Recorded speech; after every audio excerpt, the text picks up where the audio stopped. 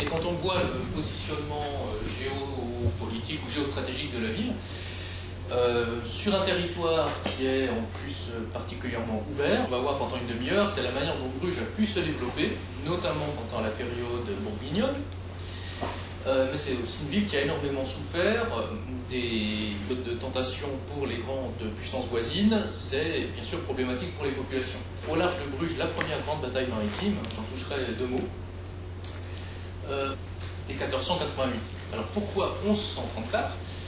Parce qu'on a un bras de mer entre la mer du Nord et la ville de Bruges. Ville de Bruges qui, auparavant, est le point de départ du développement économique de la ville. Et 1488, fenêtre de tir économique qui est à la fois longue mais étroite quand même dans l'histoire de venir, on va le voir dans la politique de Bruges. Alors aujourd'hui, Bruges, c'est une ville, grosso modo, la taille d'Orléans, 120 000 habitants. Le centre-ville ancien de la fin du XVe siècle, c'est une très belle endormie, puisqu'elle va passer aussi à côté de la révolution industrielle. Un certain nombre de monuments 12e, 13e. Vous avez on peut peut-être montrer le sous-dossier avec les plans, à la fois les plans de Bruges et les monuments. Le droit de municipalité est acquis en 1128. C'est un autre critère qui va expliquer le développement de la ville. C'est un des premiers exemples, mais on a l'équivalent en Italie du Nord. C'est pas un hasard d'ailleurs s'ils se sont développés d'une manière particulière. C'est un point de concordance entre l'Italie du Nord. Qu'est-ce que tu veux dire quand tu dis ils ont acquis ? Et aussi à travers la gestion de leurs propres ressources, la possibilité de développer un marché, notamment un marché de l'art, à la fois par le biais de la confiance. C'est quand on a quelque chose de nouveau, il faut que les gens soient prêts intellectuellement à le recevoir, parce que sinon vous êtes un artiste d'avant-garde égaré dans un coin et vous êtes totalement inconnu. La deuxième question, un beffroi c'est comme une mairie. C'est l'équivalent d'une mairie. D'accord. Peut-être juridique, elle impose dans la pierre ça, elle le montre. Elle impose jusqu'à aujourd'hui, c'est-à-dire que ce beffroi qui fait plus de 50 mètres de haut, c'est le monument interdit à quiconque de construire un édifice plus élevé dans le cœur de la ville de Bruges. Les commerçants et l'artisan qui ont pris le pouvoir ont imposé un principe pour l'éternité qui est celui à travers la symbolique de la pierre qu'est le beffroi, qui doit primer sur les autres constructions. Ce que tu viens de dire qui est très important pour tout le monde et qui résume tout, c'est l'arrivée des grandes familles et des commerçants qui donnent des bourgeois, ça donne bourg aussi d'ailleurs. Il y a un lien entre la façon dont les villes se cristallisent et... Alors pour ce qui est du développement de cette ville, alors on a des traces grâce à l'archéologie, 2e, 3e siècle, on sait qu'il y a des tribus qui sont installées là et qui commercent déjà avec l'Angleterre et avec la Gaule, c'est pas encore la France et la Gaule, mais c'est pas ça qui explique que la ville s'est vraiment développée, parce que des communautés d'habitants qui ont commercé avec les pays voisins, on a ça un peu partout, y compris en Flandre. Non, vraiment ce qui fait la différence d'aller jusqu'au cœur de Bruges pour décharger leurs marchandises, la ville perd vraiment son importance. Vraiment du jour au lendemain, dès que de tutelle, qui est à ce moment-là les Habsbourg, ils déménagent. Ils vont s'installer à Anvers. C'est Anvers qui prend le relais, parce qu'Anvers est ouverte sur la mer. C'est quand même un énorme laps de temps. En 1907, la ville commence à nouveau à se développer, non pas à partir du cœur, mais à partir de la périphérie. 1907, parce qu'on crée une relation ferroviaire, une relation aussi par la route, avec Zeebrugge, que tout le monde connaît aujourd'hui, qui est un port important pour le transit, notamment des ferries, grâce aussi forcément à la ville. Et ça aussi, c'est un des éléments qu'on va voir. C'est une ville qui va être à la fois une puissance en tant que telle, mais qui va être rattachée à des ensembles politiques plus sur des larges territoires. Les gens de Bruges, non seulement les commerçants, mais les artistes, vont circuler. On va faire appel à eux ailleurs. Et ça explique pourquoi aujourd'hui, finalement, même si vous avez des beaux musées à Bruges, beaucoup d'œuvres que l'on associe à l'histoire artistique de Bruges ne sont pas conservées à Bruges. Ce sont des œuvres qui sont conservées à Dijon, ce sont des œuvres qui peuvent être conservées à Angers, ce sont des villes qui sont conservées aussi à Madrid, par exemple, parce que Madrid faisait partie de l'Empire des Habsbourg, que vous allez retrouver en Allemagne, mais pas dans la ville de Bruges elle-même. Il y a un autre truc qui résume en sous-texte qu'il vient de dire, c'est que pour que ces œuvres soient visibles ailleurs, c'est qu'à cette époque-là va s'inventer le tableau. C'est-à-dire on ne va plus peindre sur fresque, sinon le mur ne se déplace pas. Donc, on peint sur panneau qui va donc être vendable et transportable. Alors si on veut donner encore une date, c'est toujours important, parce que ça donne des points de repère. 1200, c'est la première foire internationale à Bruges. Et lors de cette foire internationale, qui va être annuelle, on a vraiment des gens du monde entier, du monde connu de l'époque, qui viennent commercer. Donc Bruges va accueillir notamment les laines d'Angleterre, qui vont être transformées dans les ateliers textiles de Bruges et de manière plus générale à travers toute la Flandre, revendues à travers l'Europe entière avec une énorme plus-value. C'est tout l'intérêt de récupérer une matière première relativement bon marché et de la transformer soi-même. Mais il n'y a pas que ça à Bruges, hein. On a les peaux et les bois de Russie, les épices d'Orient qui sont acheminés par des bateaux italiens et les bateaux viennent jusqu'à la Grand Place, hein, la place où vous allez là. Il y a des canaux qui permettent aux bateaux de décharger leurs marchandises directement sur la place du marché. Tu es en train de dire qu'ils arrivent du nord et ils arrivent du sud. C'est ça, hein. Par le biais de la mer du Nord. Vous avez la laine des moutons d'Espagne, les vins de France et les produits textiles des autres villes de Flandre. Autre élément, c'est que les villes vont être en rivalité les unes avec les autres, hein, notamment la grande voisine qui est Gand, et les puissances politiques voisines vont jouer d'ailleurs sur les villes les unes contre les autres. Les villes de Flandre vont être puissantes quand elles arriveront à faire taire leurs conflits intérieurs de manière à se regrouper. Et on va évoquer 2-3 batailles où les villes de Flandre vont complètement piéger les armées anglaises ou françaises. Mais dès lors que les villes sont divisées les unes face aux autres pour des questions de rivalité économique, bien sûr c'est très facile pour les puissances qui ont des visées sur la Flandre de s'imposer. C'est tout le problème. Et c'est des problèmes qui subsistent d'ailleurs jusqu'à nos jours à travers notamment la division en Belgique entre la partie francophone et la partie flamande. Donc c'est une ville qui compte 50 000 habitants, jusqu'à 50 000 habitants pendant son âge d'or. Hein. Ça peut sembler peu, mais c'est important. 15e siècle de 50 000 habitants. Vous avez Anvers qui a à peu près le même nombre d'habitants. Vous avez Ypres et Bruxelles qui sont derrière avec 20 000.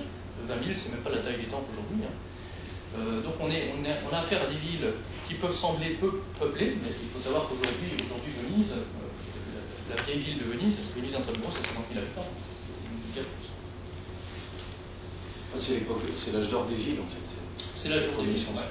Alors, ce qui est intéressant aussi, c'est qu'à partir de 1200, non seulement les marchandises arrivent, sont transformées et repartent, mais les marchands étrangers prennent l'habitude de s'installer à Bruges elle-même. Ils se rendent compte que c'est une plaque tournante pour le commerce international où il faut être présent. Vous savez qu'il y a des villes qui explosent à un moment donné, c'est les villes où il faut être, hein, tout simplement. Et on voit les communautés de marchands s'installer dans la ville. Ils s'installent d'ailleurs sur le pourtour de la place du marché. Chacun fait construire son quartier ou fait construire son hôtel. On a le même cas d'ailleurs dans les villes italiennes. Vous prenez Venise à cette époque-là. À Venise, vous avez des quartiers, vous avez l'église des Allemands, vous avez les entrepôts des Allemands, les gens de la Hanse. Ce sont les mêmes personnes d'ailleurs qu'on retrouve dans ces villes. Hein. Si j'évoque Venise, c'est parce que les villes se développent au même moment. Et donc ici à Bruges, on a notamment la corporation des marchands de la Hanse qui s'installe. Les marchands de la Hanse, les Hansestädter en allemand, c'est Lübeck, Hambourg. Ce sont des villes très importantes et en même temps ils s'installent à Londres. Donc vous avez des comptoirs à Londres, vous avez des comptoirs à Bruges, vous avez des comptoirs à Venise et bien sûr les filiales de cette corporation des marchands de la Hanse fonctionnent les unes avec les autres. C'est donc tout un maillage économique qui se met en place. Vous avez aussi les Italiens, hein, vous avez notamment les Toscans qui sont très présents et les Toscans vont se spécialiser dans les opérations boursières et dans les transactions. Et ça c'est très important parce que ces personnages-là qui sont de très riches marchands vont faire de Bruges une plaque tournante du commerce artistique. C'est-à-dire qu'on démarre sur des épices venant d'Orient, sur des étoffes, même sur les céréales de la campagne environnante, et on finit par faire le commerce de tableaux. Et on va expliquer justement comment ça se passe. Vous penserez, quand on verra le plus célèbre tableau des époux Arnolfini, c'est-à-dire le monsieur qui tient... il s'appelle Arnolfini, c'est un marchand italien. Tout à fait. Et j'en profite aussi pour rappeler qu'on parle toujours d'une renaissance, mais si je vais un peu vite, il y en a deux, elle va de 1200 à 1400. De 1500. Donc c'est une grande période. Les grandes familles qui contrôlent le corps municipal, hein, les échevins si vous voulez, hein, c'est un terme qui existe toujours aujourd'hui en Belgique, qui désigne l'équivalent chez nous des conseillers municipaux et des maires, avec l'accord des comtes de Flandre, qui sont des comtes locaux, accordent bien sûr des privilèges à ces corporations de marchands étrangers. Ils comprennent tout l'intérêt des retombées économiques apportées par ces marchands étrangers qui obtiennent des privilèges. Alors les privilèges, c'est pouvoir acheter une ville, obtenir le droit de bourgeoisie, le droit de s'établir dans la ville, avoir des droits civils, comme on dirait aujourd'hui, équivalents au reste de la population, avoir des taxes modérées, ça c'est très important. C'est quoi un droit de bourgeoisie? C'est le droit d'être dans la ville comme un impôt local? Alors c'est le droit d'avoir sa résidence dans la ville, c'est-à-dire d'être non seulement une personne qui habite dans la ville, tout le monde peut habiter finalement. C'est-à-dire il y a un droit de s'établir dans une ville comme locataire, et il y a le droit d'y acheter un bien. C'est pas pareil. Prenez l'exemple de la Suisse aujourd'hui, pour devenir propriétaire en Suisse, il faut montrer carte blanche. Ça a été refusé, y compris à l'ISTAR international, qui pensait que très simplement vous pouvez s'installer en Suisse comme ça, et ça fonctionne. Alors si j'évoque le cas de la Suisse, c'est que il y a des points communs par rapport à une ville comme Bruges au XIIIe siècle, c'est quand vous voulez vous installer dans un canton en Suisse, alors les questions d'impôt, y compris d'impôt sur le revenu, relèvent du canton et pas d'une politique fédérale, nationale, ça c'est intéressant, et il faut l'accord des habitants du canton de la commune. Et on a eu le cas de telle ou telle star américaine qui a voulu s'installer en Suisse, et les habitants, par le biais d'un référendum, ont dit qu'elle ne voulait pas, malgré les millions de la star. Et donc là, on a le cas de figure à cette époque-là. Donc on filtre bien sûr les candidatures de manière à retenir ceux qui peuvent apporter une plus-value à la ville. C'est une ville qui se montre très largement ouverte, parce qu'elle profite du commerce international. Donc il n'y a pas de conflit de nationalité à Bruges. S'il y a des conflits de nationalité ou des conflits ethniques, comme on pourrait les appeler aujourd'hui, ça vient plutôt des tentatives de puissances voisines de venir s'implanter à Bruges. Et de ce point de vue-là, ce qui va compliquer la vie des habitants de cette ville, c'est à partir de 1285. Bruges est déjà une ville qui s'est très largement développée, donc ça a été une fois tentante, c'est Philippe le Bel. Philippe le Bel, roi de France, monte sur le trône en 1285. Il ne va pas tarder à pouvoir mettre le grappin sur la Flandre. Alors c'est une tentation, bien sûr, la France est une puissance intermédiaire géographiquement parlant. Et on aura la même tentation en France, dans la deuxième partie du XVe siècle, de faire des descentes en Italie et de mettre le grappin sur le nord de l'Italie.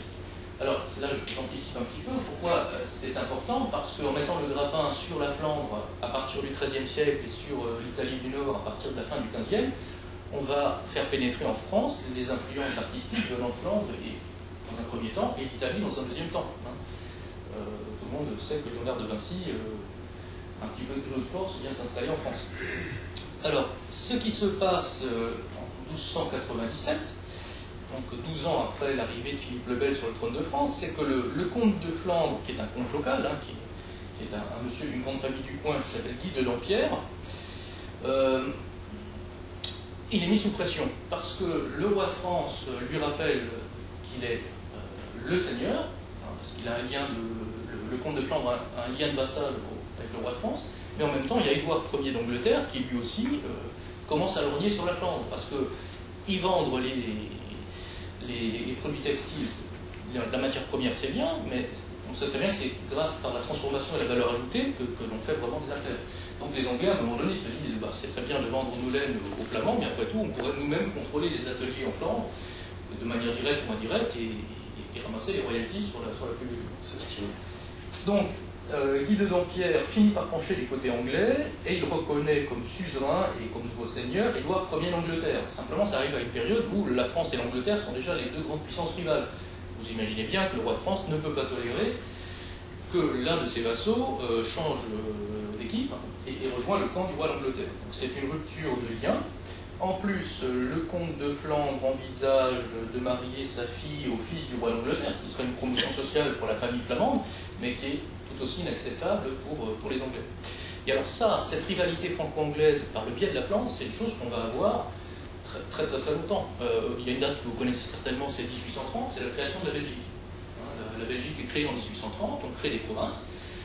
Bruges se retrouve d'ailleurs la capitale de la Flandre occidentale. Et vous avez le palais du gouvernement qui est sur la place. Et en 1830, on arrive quasiment à une guerre entre la France et l'Angleterre, en période de paix en Europe. Pourquoi? Parce que les Belges, nouvellement créés, si on veut, en tant qu'État, viennent frapper à la porte de Louis-Philippe, roi de France, pour lui dire on aimerait bien avoir votre fils, qui est quelqu'un de sympa, de brillant, comme roi des Belges. Tollé en Angleterre. On ne veut absolument pas qu'un souverain d'origine française, même s'il applique sa nationalité française, s'installe sur le trône de Belgique, parce qu'on est à 2 encablures de Londres. Et donc finalement, on se met d'accord pour prendre un souverain venant de l'autre côté du Rhin, d'origine germanique. Finalement, un souverain neutre qui est ni français ni anglais. Et donc ça, on l'a bien sûr déjà au XIIIe siècle. Donc Philippe le Bel mobilise son host, son armée, fait construire une flotte pour aller affronter les ennemis anglais, les félons flamands qui se sont rattachés aux Anglais. Et là, on voit que ça commence à tanguer dans la population de Bruges et de manière générale dans la population des villes de Flandre. Pourquoi? Parce que, comme toujours, quand vous avez un développement économique extrêmement rapide, et c'est vraiment du jour au lendemain, hein, enfin, quand je dis du jour au lendemain, sur une échelle chronologique, 20 ans ou 30 ans, c'est rien. Vous créez des laissés pour compte. Donc, dans ces villes, on a un patriciat d'une part, et on a un prolétariat d'autre part. Le prolétariat, c'est tous ceux qui ont les miettes du développement économique et de la révolution économique de l'époque. C'est quoi un patriciat? Le patriciat, c'est ceux qui détiennent le pouvoir politique et qui détiennent les manettes, c'est les chefs d'atelier, les chefs d'entreprise, les chefs des corporations, des guildes, des grandes familles. Et vous avez le prolétariat. Alors, le prolétariat, c'est à la fois les gens qui en ville sont payés à la journée pour venir travailler dans les ateliers, notamment textiles, et aussi les gens de la campagne, qui ne sont pas forcément d'accord avec la politique de la ville, parce que ça fait monter les prix, par exemple. Et à la campagne, on n'a pas les mêmes retombées économiques qu'on peut les avoir dans la ville elle-même. Et on va avoir une ville de Bruges et une Flandre à deux vitesses, les intérêts du patriciat d'un côté et les intérêts des petits artisans et des salariés de l'autre. Ce qui est d'ailleurs une constante dans l'histoire économique. Ceux qui s'imaginent par exemple aujourd'hui qu'en France, vous avez une grosse entité qui s'appelle le MEDEF, ou l'équivalent, on a l'impression que parfois, quand on écoute les médias, que tous les chefs d'entreprise ont la même vision des choses, et que tous les salariés ont la même vision des choses, ce qui n'est pas vrai du tout.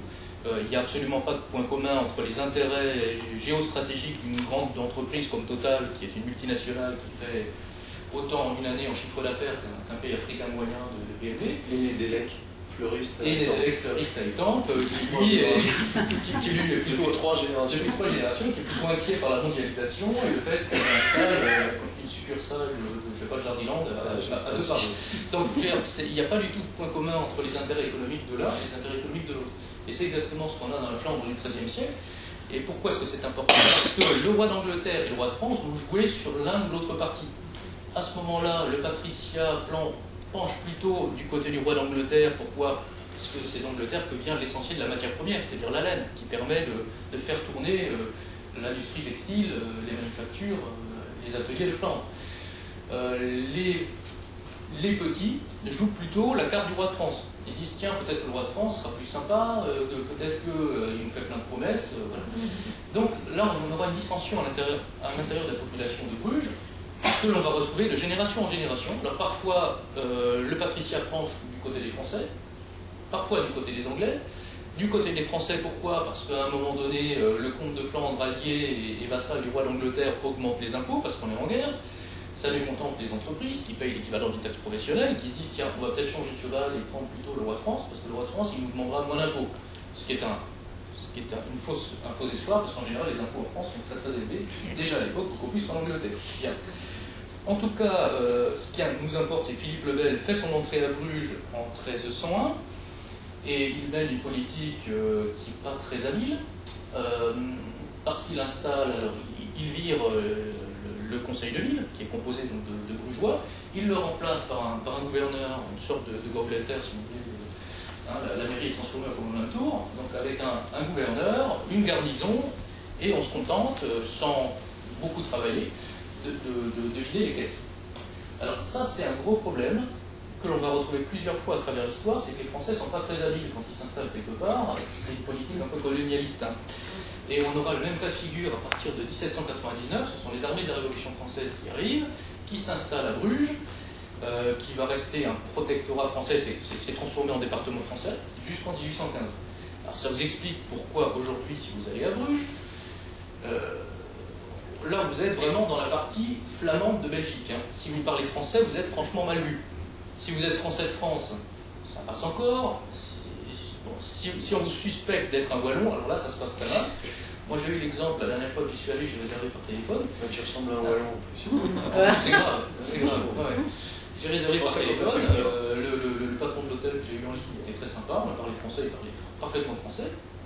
Et quand je suis allé sur place, il était courtois parce que j'étais français, mais dès qu'il a vu que je suis né en Alsace, il a commencé à me parler allemand, parce qu'il partait du principe que tous les gens nés en Alsace parlent allemand. Alors, effectivement, je suis bilingue, donc c'était pas un souci. Et immédiatement, il a commencé à me parler allemand, pour ne pas avoir à me parler français. Et il m'a dit, ça ne vous gêne pas qu'on parle allemand? J'ai dit, non, s'il vous plaît, moi je trouve que c'est là. Et il a dit, si je peux vous donner un conseil, faites pareil quand vous êtes dans les commerces. Vous dites que vous êtes allemand, vous serez beaucoup mieux reçu. Alors, ça semble un peu surprenant aujourd'hui, en 2016, mais il faut bien comprendre que ça remonte à très loin. Ça remonte au XIIIe siècle, ça remonte à l'occupation française à l'époque de Napoléon, et les Français ne sont pas très bien vus, et on n'est pas loin de Paris. Donc, révolte populaire en 1301, deuxième révolte en 1302 contre les Français, on va appeler ça d'ailleurs les matines de Bruges. C'est un petit peu comme les vêpres siciliennes à un certain moment, les matines de Bruges, c'est-à-dire que on a une conjuration et on va massacrer les soldats de la garnison française. Ils ne sont pas dans une caserne, ils sont logés chez l'habitant. Et donc on donne le signal à 5 h du matin et on massacre les Français. Alors, coup de chance pour si on peut dire pour le gouverneur, c'est qu'il n'était pas dans la ville à ce moment-là, il prévient bien sûr le roi de France. Donc, ça c'est quand même un gros problème. Il s'ensuit une bataille qui est restée célèbre, c'est la bataille de Courtrai, dite bataille des Éperons, le 8 juillet 1302. Et alors dans l'histoire militaire, c'est une bataille extrêmement importante parce qu'on a d'un côté l'armée du roi de France, mais qui n'est pas dirigée par le roi de France en personne, qui avance, qui part de Paris, qui est composée de 2 professionnels avec le fleuron de la noblesse française qui chevauche au premier rang, c'est-à-dire les chevaliers avec leurs armures, etc. Et vous avez de l'autre côté de la piétaille. C'est en fait des artisans qui ont pris des pics et les gens de Bruges ont battu le rappel. Alors, il y a des gens qui viennent de Zélande, il y a des gens qui viennent d'Hollande, même profil socio-professionnel, c'est-à-dire la petite et moyenne bourgeoisie, les chefs d'atelier et autres, qui se disent on ne veut pas de l'occupation française. Donc d'un côté on a des piétons armés de piques, de l'autre des chevaliers. Vous allez me dire les chevaliers vont les bouffer. Non, c'est pas du tout comme ça que ça se passe, parce que les Français sont extrêmement arrogants. Ils s'imaginent de toute manière qu'ils ont affaire à des abrutis et qu'ils pourront les massacrer en 2 secondes. Simplement, les abrutis connaissent le terrain. Et on est dans une région où c'est extrêmement marécageux. C'est un terrain plat et marécageux. Il y a de temps en temps quand même des collines. Donc les Flamands s'installent sur une colline et ils attendent que les chevaliers arrivent. Que les chevaliers n'ont pas. Alors, il y a des éclaireurs qui les préviennent, qui leur disent attention, là vous allez rentrer dans un terrain marécageux. C'est pas un problème, nous on est les chevaliers français. Donc ils foncent, ils s'embourbent, qu'est-ce qui se passe? Il reste plus qu'au flamand qu'à descendre de la colline, à couper les jarrets des chevaux et faire tomber les chevaliers, et puis après c'est comme un ouvre-boîte, et ils règlent leur compte aux chevaliers. Donc c'est un massacre, en fait toute l'armée française passe à Castres, il y a à peu près quand même... alors on ne sait pas le nombre réel de morts, pourquoi? Parce qu'on ne comptabilise pas les gens qui ne comptent pas. Pardonnez-moi, mais on ne comptabilise que les personnalités, et les autres, c'est les faire valoir, ça ne compte pas. Enfin, il y a plusieurs milliers de morts, en tout cas. On a la liste, on a quand même 70 comtes et barons, sans compter leurs écuyers, etc. Je ne vous donne pas la liste, mais on a toute une... on est des gens de la famille du roi, et vraiment des... Alors, du point de vue de l'histoire militaire, c'est le début de la fin de la chevalerie, d'ailleurs. Ça montre que la chevalerie n'est plus adaptée aux conditions de combat modernes. Autrefois, on était chevalier contre chevalier, on combattait de la même manière. Là, on a affaire à un adversaire qui ne combat pas de la même manière, qui joue sur la stratégie et qui joue sur l'effet de surprise. On s'annonce déjà ce que sera un jour la guérilla urbaine, même si là, c'est en race campagne. On voit mal aussi les chevaliers à l'intérieur de Bruges essayer de combattre les artisans qui leur balancent des trucs depuis les fenêtres. C'est sûr qu'on a changé de logique militaire et ça, les Français ont eu du mal à le comprendre. Alors, ils prendront leur revanche 2 ans plus tard, notamment lors d'une victoire maritime.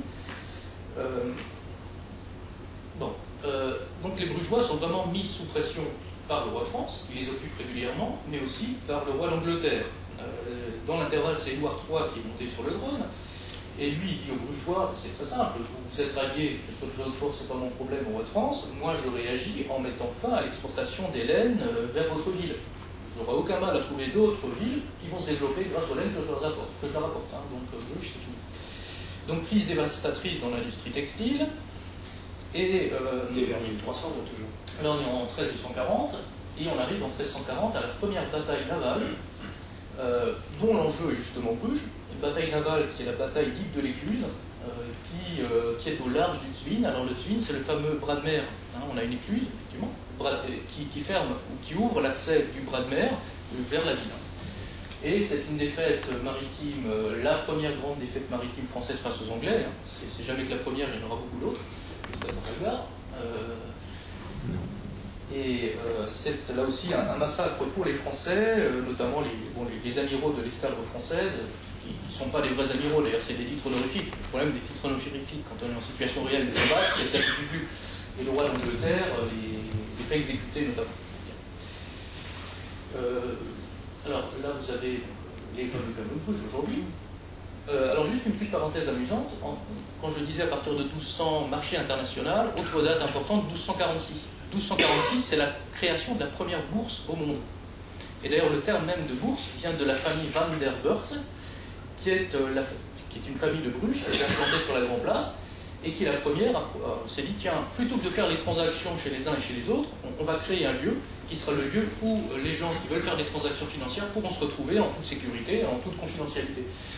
Et en plus de manière régulière, on va faire une cotation de la valeur des étoffes, de la valeur de ci, de ça. Donc c'est une idée tout à fait nouvelle, et c'est à Bruges en 1246. Première bourse, grâce à la famille Van der Beurs. C'est ce qui est important dans l'histoire des villes, c'est que à partir du moment où on échange des chiffres, on n'a plus besoin d'échanger du papier ou des monnaies réelles, ou des marchandises pour faire du troc, et donc on a accès à un système beaucoup plus abstrait, et beaucoup plus rapide aussi pour les échanges quels qu'ils soient. Exactement. En 1346, on a l'arrivée d'un nouveau comte qui s'appelle Louis II, et ce comte va être important parce qu'il arrive à négocier entre l'Angleterre et la France. Il arrive à faire la part des choses, parce que la guerre de 100 ans bat son plein, elle s'est déplacée dans d'autres régions que la Flandre. Hein. Ça permet à la Flandre d'être un petit peu tranquille, parce que le roi d'Angleterre et le roi de France sont occupés ailleurs. Donc ce comte Louis II va développer les villes, et notamment Bruges, il va accorder des droits de municipalité encore plus larges aux villes en question. Tout ce qu'il veut, c'est des retombées financières, c'est-à-dire toucher des taxes sur ce qui se passe. Il devient maître de Bruxelles et du Brabant. Alors ce qui est important, c'est que ce monsieur, à mesure qu'il y a des finances qui rentrent dans la caisse du comté, il achète des terrains, il achète des territoires. Et il commence à créer une Flandre unitaire, c'est-à-dire un maillage territorial continu. Ce qui n'était pas le cas jusqu'à présent. Jusqu'à présent, on avait une ville. Ensuite, tel seigneur qui était possédé entre telle ville et telle autre ville, c'était un gruyère, hein, la Flandre. Et donc, à partir du XIVe siècle, on a une puissance centrale qui est le comte, qui s'appuie sur les villes pour mettre en place un maillage territorial. Les communautés d'agglos. C'est exactement ça. C'est tout à fait ça. Il achète ou il absorbe également. En 1369, il absorbe 3 châtellenies de la France dite gallicante. D'ailleurs, l'île d'Ouai et Orchy, donc une ville comme l'île, est rattachée au comté de Flandre et au comté flamand de Flandre. D'ailleurs, Van Eyck va faire des voyages de Bruges à Lille. C'est ça. Et le comte Louis II garantit la prospérité à ses sujets. Et à partir de 1369, je ne rentre pas dans le détail des généalogies parce que ça nous amènerait trop loin. En 1369, il y a un événement important, c'est le fait que les comtes de Bourgogne et les comtes de Flandre ne font plus qu'un. 1369. Et quand vous regardez la carte, vous allez avoir des territoires très larges qui vont, grosso modo, de Dijon et de Beaune jusqu'à Bruges. Alors, sans avoir totalement une continuité territoriale. Vous avez l'actuelle Bourgogne qui déborde sur les régions actuelles voisines. Vous avez la Franche-Comté, et puis après vous remontez jusqu'à la mer du Nord. Alors, ça rappelle un petit peu le partage de Verdun, hein, pour ceux qui s'intéressent à l'histoire, 843, après l'éclatement de l'empire de Charlemagne. Hein, on avait partagé entre les 3 fils. L'un avait eu la Francie occidentale, l'autre le monde germanique, et la Lotharingie entre les deux. Bon. Vous avez grosso modo l'axe rhénan, vous avez l'actuelle Belgique, une partie des actuels Pays-Bas, et donc la Franche-Comté et l'actuelle Bourgogne. Vous imaginez bien qu'un ensemble comme celui-là, qui draine une puissance économique énorme, parce que vous avez ce qui arrive par la mer du Nord, et vous avez ce qui arrive par le sud, par la vallée du Rhône. C'est un axe fondamental dans la circulation des hommes et des marchandises en Europe, y compris des artistes, parce que les artistes ils passent par là pour aller de Flandre en Italie et d'Italie en Flandre. Ça ne peut pas bien se passer parce que les Allemands et les Français ne tolèrent pas qu'il y ait un ensemble qui se crée entre eux. C'est-à-dire que chacun des deux va essayer de mettre le grappin dessus. Et on a deux ducs, parce qu'on passe de comte à duc à un moment donné, hein. On a 2 ducs qui sont extrêmement importants, c'est Philippe le Hardi, Philippe de Le Hardi. Et ensuite, donc on a Philippe le Bon, 1419-1467, et Charles le Téméraire, 1467-1477. Charles le Téméraire, tout le monde souvient des manuels scolaires, Charles le Téméraire, c'est le monsieur qui défie Louis XI. La France est embourbée dans la guerre de 100 ans, jusque, grosso modo, à Charles VII, qui est le papa de Louis XI. Après, ça se calme, les Français et les Anglais arrivent à se rabibocher, et Louis XI peut se retourner vers l'épine qu'il a dans le pied, et l'épine qu'il a dans le pied, c'est justement la Flandre bourguignonne. Donc on va avoir une guerre entre les Français et les Flamands bourguignons, et après la mort de Charles le Téméraire en 1477, la puissance flamande va être brisée. Il va s'en suivre un éclatement. On va avoir le roi de France Louis XI qui va devenir le nouveau maître de la Franche-Comté et de la Bourgogne actuelle. Il va s'intituler duc de Bourgogne en plus de roi de France. Et vous avez un autre personnage qui va s'intituler lui aussi de manière rivale duc de Bourgogne, mais uniquement pour la partie Pays-Bas, que sont les Habsbourg.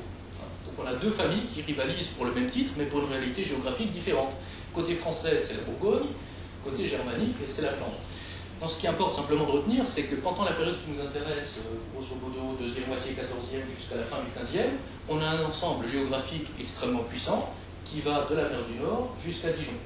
Et on va avoir deux capitales successives dans cet ensemble, c'est d'abord Dijon, et ensuite ça va passer à Bruges. Donc Charles le Téméraire, alors on a Philippe le Bon Charles le Téméraire, réside en Flandre, réside dans le Brabant, réside aussi en Bourgogne, mais ne se font plus inhumer à Dijon, contrairement aux comtes et ducs précédents, mais se font inhumer à Bruges. Voilà. La ville de Bruges va abriter le Prinsenhof. Le Prinsenhof, c'est le palais des princes, dans la ville capitale. À titre d'exemple, ce palais qui donne également sur la Grande Place, c'est vraiment le centre du pouvoir. On a donc la coexistence du pouvoir des marchands, du pouvoir du duc, du pouvoir des marchands étrangers établis là à travers leurs représentations, qui sont quasiment des ambassades, et tout le monde se réunit autour de cette grande place. Alors le palais des princes, en 1480, emploie 600 personnes, sans compter les extras que l'on peut avoir en telle ou telle occasion. En temps normal, on a 600 personnes employées à temps plein pour faire tourner le palais des princes. C'est une puissance considérable. On a d'ailleurs deux tableaux qui nous présentent à l'arrière-plan des vues de Bruges à cette époque-là. Je ne sais pas si tu les as, si tu parles la Vierge à l'enfant parmi les anges du maître de la Vierge de André. Non. Et la Vierge à l'enfant à 4 anges de Gérard David. La Vierge à l'enfant de David. Mais vas-y, continue. Ah là, voilà la carte de la mer du Nord. Dont tu viens de parler. Ouais. Donc, le début de la fin pour la puissance bourguignonne et flamande, c'est 1479, parce qu'en 1479, Louis XI fait son entrée à Dijon. Donc on peut dire que la partie sud est perdue. L'actuelle Bourgogne française est perdue en 1479. Les comtes de Flandre et de Bourgogne, les ducs plutôt, arrivent encore à se maintenir dans la partie nord. Mais après la mort de Charles le Téméraire, ça devient extrêmement compliqué. On a Marie de Flandre, qui est donc une femme, qui bien sûr peut difficilement s'imposer face à Louis XI. Elle essaie de s'appuyer sur les villes dès février 1477 en décrétant des états généraux, c'est-à-dire elle se montre prête à partager le pouvoir. Ça annonce un peu ce qui va se passer sous la Révolution française. C'est-à-dire c'est le pouvoir de l'aristocratie qui commence à vaciller et qui essaye de s'appuyer sur la bourgeoisie pour dire on sauve les meubles. Donc Marie de Flandre réunit les grandes familles des marchands, des commerçants, des artisans en leur disant je vous transfère en fait la réalité du pouvoir. Mon titre de noblesse reste nominal. Je me marie à un prince allemand, comme ça il n'y aura pas de souci, qui s'appelle Maximilien, qui est un Habsbourg, qui n'est ni un anglais ni un français, donc on va essayer de ne pas jeter l'huile sur le feu, c'est déjà assez compliqué comme ça. Les villes de Flandre sont absolument ravies, et la bourgeoisie de Flandre est absolument ravie, en se disant tiens, on se débarrasse de notre duc, de notre duchesse. On va être les seuls maîtres. Mais en fait, c'est une victoire en trompe-l'œil, parce que les villes n'ont pas la puissance militaire à ce moment-là pour rivaliser avec le roi d'Angleterre ou le roi de France. C'est évident que les milices urbaines ont pu faire la différence par surprise un siècle et demi plus tôt, mais là on est à la fin du XVe siècle, au moment où la France est devenue un État, un véritable État avec une véritable armée centrale. Les séquelles de la guerre de 100 ans ont disparu. Louis XI est désormais un souverain puissant qui peut se permettre sans aucun problème d'occuper un pays voisin. Donc on a réussi à se débarrasser à Bruges et dans les autres villes de la tutelle du duc local, mais on ne s'est pas rendu compte qu'on allait avoir forcément un autre maître, parce qu'on seul, on ne va pas pouvoir s'en sortir. Et après, il y a la rivalité entre la France et les Habsbourg qui va prendre le relais, qui va s'exprimer à travers tout le XVIe siècle, et qui va s'exprimer notamment dans cette région-là. C'est qui va contrôler cette région-là, comme qui va contrôler l'Italie du Nord. Hein. Donc on va être toujours l'enjeu, je ne rentre pas dans le détail des événements, mais c'est très compliqué. Simplement, Bruges va être un enjeu de deuxième rang. Pourquoi? Parce que justement, il y a en 1488, 1490, ce fameux phénomène géographique inverse de celui qui avait fait le début de la prospérité de la ville, qui est l'ensablement du bras de mer. Donc je dirais qu'à partir de 1490, on ne s'intéresse plus à Bruges. La ville n'a plus d'accès direct à la mer, on n'a pas réussi à trouver un équivalent, à creuser un canal qui permette d'acheminer les marchandises comme avant. Aucun problème. Maximilien, alors oui, la fameuse duchesse Marie décède d'un accident tout bête de tombe de cheval en 1482. Elle n'a que 25 ans, elle décède à la surprise générale. Son mari est un Allemand qui n'a jamais mis les pieds à Bruges quasiment, qui ne connaît pas la ville, qui n'a pas connu les gens, qui en plus d'autres ambitions, c'est de devenir roi germanique, ce qu'il va réussir à faire. La seule fois où il vient à Bruges en 1488, on le jette en prison. Parce qu'il a commis la bêtise de venir sans escorte. On le jette en prison pour essayer de lui escroquer de l'argent. Bon, c'est un peu bête. L'accueil brugeois. Voilà, l'accueil brugeois, parce que les bourgeois disent, nous, on est maître chez nous, on est suffisamment forts. Nous, ils ne sont pas suffisamment forts parce que les Français ne vont pas tarder à débarquer. Et surtout, la ville, sa prospérité prend fin. Avec l'ensablement, vraiment, c'est immédiat. Hein. C'est que les puissances économiques qui étaient venues investir Bruges au départ, elles partent tout aussi sec. Hein. Dès qu'on a l'ensablement qui est effectif, les marchands, les grandes familles qui sont implantées autour de la place, déménagent leur siège social en Anvers. C'est fait en 2 minutes. Hein. Donc les Toscans, les Siennois, toutes les grandes puissances italiennes qui sont installées dans la ville, y compris Maximilien qui, une fois relâché, moi je me souviendrai longtemps de Bruges, je déménage dedans et je déménage à Anvers. Hein, il ne remettra plus les pieds dans la ville. Donc la ville s'endort. Il a disparu des écrans radars. On peut dire jusqu'en 1907. Donc pour terminer sur ces événements, hein, chose assez rigolote, c'est que depuis ou à partir de 1477, les rois de France s'intitulent ducs de Bourgogne, hein, comme je le disais, pour la Bourgogne proprement dite, tandis que les Habsbourg d'Autriche et de Castille s'intitulent ducs de Bourgogne, mais pour la partie Franche-Comté, qui va rester jusqu'à la Révolution française en partie dépendant des Habsbourg, et les Pays-Bas bourguignons. Voilà. Et ça vous explique pourquoi aujourd'hui vous avez des tableaux notables qui sont par exemple à Madrid, ou qui sont à Vienne, et qui ne sont pas à Bruges même. Des tableaux, voilà le bon sujet. Voilà. Donc, oui, c'est fini. Oui, le temps passe. Alors, je voudrais simplement vous montrer un exemple de sculpture flamande. Oui. Si tu peux passer à la chartreuse au tombeau de Philippe le Hardi. Alors oui. Philippe le Hardi décède en 1404. Et on sait très bien que le personnage veut subsister dans la mémoire collective après sa mort. C'est très très important. Et dès 1381, il a donné l'ordre que l'on fabrique son tombeau. Ce tombeau, il est conservé actuellement au musée des Beaux-Arts de Dijon. Alors, très volant. Il devait être inhumé dans un édifice religieux tenu par des chartreuses, qui a été créé pour l'occasion à Chambolle. Chambolle, c'est dans la périphérie de Dijon. Chartreuse qui a été dévastée au moment de la Révolution française, et le tombeau d'ailleurs en partie détruit. Moi j'ai plus de photos, elles sont plus belles. L'exécution du tombeau est confiée à Jean de Marville qui est imagier du duc. Alors imagier, c'est une notion très large à l'époque, on pourra vous le dire aussi. Quand on est imagier, en fait on est le maquettiste attitré du duc. C'est-à-dire qu'on intervient aussi bien sur la sculpture que sur des dessins qui vont devenir un jour des tableaux, que des cartons de tapisserie, que de la peinture sur écu, que du décor au moment des fêtes. On fait plein de choses. Hein. C'est vraiment, on est soumis à plein de contraintes. C'est très beau, c'est à Dijon et on mange très bien. Et c'est pas loin.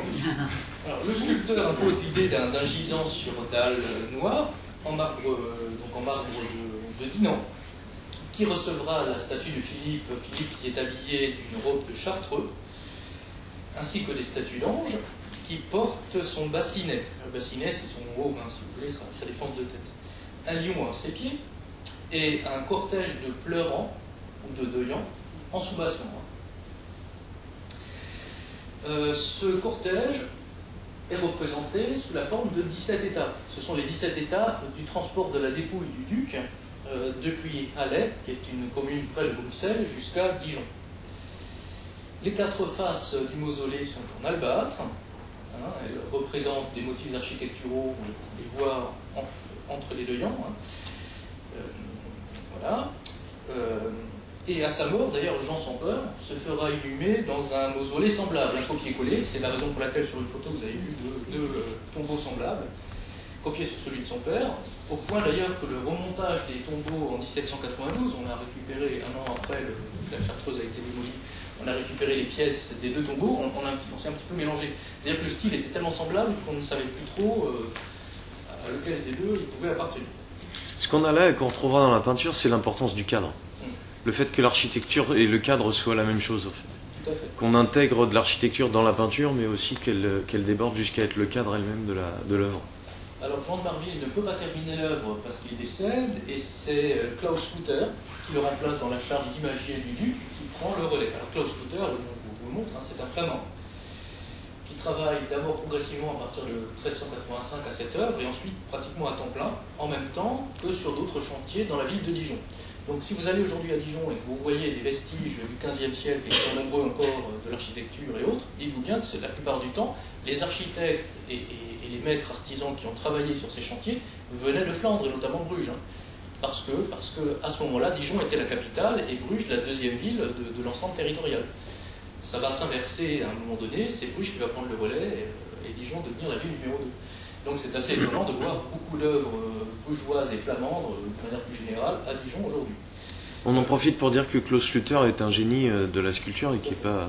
Il décède en 1406 et c'est son neveu Klaus de Verve qui achève l'œuvre et qui l'assistait déjà d'ailleurs, mais avec un tel talent qu'on n'arrive pas à distinguer ce qui est de la main de l'un et la main de l'autre. Donc on a 40 pleurants, vous les avez là, en albâtre le vizir. C'est une pierre dont l'aspect est très proche de l'ivoire, et qui représente une prouesse aussi bien technique qu'artistique, parce que chacun d'entre eux reçoit une expression qui lui est propre. On a représenté 40 manières de ressentir un deuil de manière différente. C'est quand même tout à fait extraordinaire, on n'avait jamais vu ça avant. Certains ont des gestes exaltés, d'autres des gestes pathétiques. On a vraiment un éventail des attitudes devant la mort qui est tout à fait prodigieux. Et observez aussi la sculpture des drapés, qui donne vraiment une profondeur à l'ensemble. Ce que dit Clément implicitement, c'est que cette première renaissance, c'est aussi une façon de suggérer, au travers du deuil, la tristesse intérieure. C'est le moment où, en art, on va commencer à s'intéresser à l'intériorité. En littérature aussi, d'ailleurs, à dire je et à suggérer, autre que par, comme on le voyait dans les icônes byzantines, les scènes de pleurs sont des sortes de scènes un peu théâtrales. Là, on va suggérer la tristesse par des gestes. Donc les mains vont prendre de l'importance, le regard, la couleur du visage va prendre de l'importance, et puis le spectateur est censé être touché parce que ça exprime intérieurement. Mais vous pouvez observer que c'est naturel, c'est-à-dire on n'a pas la même théâtralité qu'on aura par exemple au baroque. Où là, c'est beaucoup plus, les gestes sont amplifiés, sont démesurés, et là on est dans quelque chose qui se veut réaliste. Qui se veut réaliste jusqu'à la disposition des uns et des autres, c'est-à-dire que l'on a, les historiens de l'art, les historiens tout court ont examiné la manière dont les deuillants étaient positionnés et on se rend compte que ça correspond exactement au cheminement officiel du cortège. C'est-à-dire le cortège, il y a un ordre de préséance. Et l'artiste a parfaitement respecté la réglementation en vigueur pour les obsèques de duc à cette époque-là. C'est-à-dire que vous avez le porte-croix, vous avez l'aspergeant qui ouvre la marche, ensuite 2 enfants de chœur qui ont été perdus au moment de la Révolution, un porte-croix, un diacre, l'évêque, 3 chantres, 2 chartreux qui sont identifiables à leur scapulaire, etc., etc. Et ensuite, vous avez les laïcs. D'abord les membres de la famille de Philippe, là encore par ordre de préséance, ensuite ses officiers, et ensuite les gens de sa maison. On a exactement le cortège tel qu'il a existé dans la réalité. C'est très étonnant parce que quand tu rentres dans le musée à Dijon, Il n'y a pas un chat, et puis ça c'est au niveau des jambes. On a aussi Et on n'a pas l'idée qu'on est face à un chef-d'œuvre. Et pour accentuer la notion de relief, on a des rehots, vous pouvez voir, des rehots d'or et de peinture, hein, qui sont l'œuvre d'un peintre qui s'appelle Jean Malouel, qui est un peintre dont on connaît quelques œuvres par ailleurs, qui est le peintre en titre de Jean Santeuil. Alors, Philippe II le Hardy, qui a commandé cette œuvre, on a travaillé dessus pendant 10 ans. Hein. D'ailleurs, l'œuvre n'était pas prête encore au moment où il est cédé. Il a beau s'y être pris à l'avance, elle n'était pas prête. Donc, on l'a mis dans un cercueil de plomb en sous-sol en attendant que son tombeau soit prêt. Donc, Philippe II est considéré comme le premier véritable prince éclairé de Bourgogne. Et c'est vraiment un personnage important parce qu'il encourage les artistes. Il crée un marché, en fait. Et on va avoir une conjonction de deux éléments. La puissance bourgeoise et la puissance de l'aristocratie. Et les deux se cumulent. La puissance bourgeoise, pourquoi? Parce que les peintres à Bruges, par exemple, se constituent en guilde. Sur les sculpteurs aussi. Les artistes en général. C'est-à-dire, ils deviennent maîtres à un moment donné et ils intègrent une corporation qui est calquée sur le modèle des autres corporations, des autres métiers. Hein. Voilà, vous avez la guilde des marchands de fourrure, vous avez la guilde des peintres. Et ils arrivent à se faire reconnaître comme des égaux par les autres marchands, commerçants, les grandes familles de la bourgeoisie. Alors, ils ne sont pas des supplétifs, mais ils sont à part égale représentés dans le corps de ville. Ça, c'est important. C'est le premier exemple où on a des artistes qui ont droit de cité, au sens propre du terme. Hein, ils sont considérés comme à part égale chefs d'une corporation qui compte. Et ils commencent par signer les actes de ville, du corps de ville, les registres. On a leur nom qui apparaît, parce que représentant de la guilde des peintres. Et de là, on va passer à la signature des tableaux. Et c'est à ce moment-là, on va le voir avec Van Eyck, hein, que les artistes commencent à signer leur œuvre, ce qui était totalement nouveau. De même dans la littérature, d'ailleurs. 2 siècles avant, les chansons de geste, on n'a quasiment pas de nom qui survivent, parce que c'était une commande, et l'artiste s'effaçait devant le commanditaire, et devant la commande, il n'avait pas signé son œuvre. Aujourd'hui, vous faites construire une maison, l'entrepreneur qui a construit votre maison, il ne met pas son nom sur la maison. Hein. Bon. Et donc ça apparaît à ce moment-là. Et ça démontre que les peintres deviennent des chefs d'entreprise reconnus et avec un pouvoir politique à l'intérieur des corps de ville en Flandre comme à Bruges, ce qu'ils n'ont absolument pas dans les autres États centralisés où c'est l'aristocratie qui contrôle l'appareil de l'État. Hein. Bruges, c'est différent. Et on a ça, mais on a aussi l'aristocratie qui soutient le mouvement. Et qui passe commande. Parce qu'un artiste est puissant économiquement parlant et donc politiquement dans les villes où c'est la bourgeoisie qui tient les rênes, parce qu'il a les commandes. Et on va le voir avec les artistes qu'on va évoquer maintenant. Ce sont des artistes qui reçoivent des commandes de l'aristocratie, ça c'est classique, des commandes de l'Église, c'est tout aussi classique, mais aussi des commandes qui viennent des corps de ville, des municipalités, ce qui est nouveau. Hein. Dans la France de cette époque-là, une municipalité, il y a des villes qui ont un droit de municipalité, mais elles n'ont pas une puissance financière, elles sont sous tutelle économiquement parlant la plupart du temps, elles n'ont pas la puissance financière pour dire on commande une œuvre. Et commander une œuvre à Van Eyck, ça coûte une fortune, hein. Ça se chiffre aujourd'hui en millions d'euros. Hein. C'est-à-dire on a des artistes qui sont cotés sur le marché, une ville qui est capable de rivaliser avec le duc lui-même en achetant une œuvre d'art, sachant que c'est le duc qui fait la cote des artistes, c'est phénoménal. Et c'est donc tout à fait nouveau. Et ça va fonctionner, là encore, jusqu'en 1488. Dès que vous avez la puissance politique qui disparaît, et dès que vous avez les grandes familles, les grands marchands étrangers qui vont s'installer ailleurs, les commandes disparaissent, et les artistes vont s'installer ailleurs, ils suivent le mouvement. C'est pour ça, comme le disait Franck au début, qu'on a une fenêtre de tir qui est finalement assez étroite. Hein. Les grands peintres flamands, après 1488, ils ne sont plus à Bruges, parce qu'il n'y a plus le marché. Et ce qui est intéressant, c'est qu'on a l'idée intuitive que la création et la créativité, ça vient de soi et ça, hors contexte. Et là, on a l'image que les moyens mis en œuvre par la ville, par la commande, vont faire travailler plus de monde avec plus de matériel, plus d'échanges de savoir dans des guildes et des corporations. Et on va dire, c'est comme si la formation continue et la formation professionnelle sont le garant de la qualité de créativité. Et avec une exigence de qualité d'ailleurs, parce que les artistes en question, ils sont des vrais chefs d'entreprise. C'est-à-dire qu'ils ont des collaborateurs, ils ont des apprentis. Dans les quartiers où ils sont établis, vous avez des maisons, tout ça il est attesté dans les archives, hein. Vous avez au rez-de-chaussée, ouvert sur la rue, vous avez des espaces d'exposition où les gens viennent acheter. En fait, où on négocie. Parce que c'est pas un kidam qui vient, qui rentre, qui achète une boîte de chocolat. Hein. C'est évident, quand on a affaire à des artistes de ce niveau-là, ça se négocie en coulisses. Mais quand même, on a un espace d'exposition au rez-de-chaussée. Derrière, on a l'espace de travail. Et en haut, on a l'espace de vie. Donc tout se structure, et vous avez au sein de la guilde des peintres de la ville de Bruges, par exemple, des inspecteurs qui viennent contrôler la qualité de ce qui est exposé. Il serait absolument inadmissible qu'un artiste qui fait partie de cette guilde produise quelque chose qui est d'une qualité inférieure, parce qu'il y va du prestige de la ville, justement. Bruges est réputé pour ses artistes, et ceux qui viennent passer commande, ils commandent aussi autre chose, en général. Pas que les tableaux. C'est pour illustrer ce que tu disais. Alors, on peut peut-être simplement montrer en 2 minutes.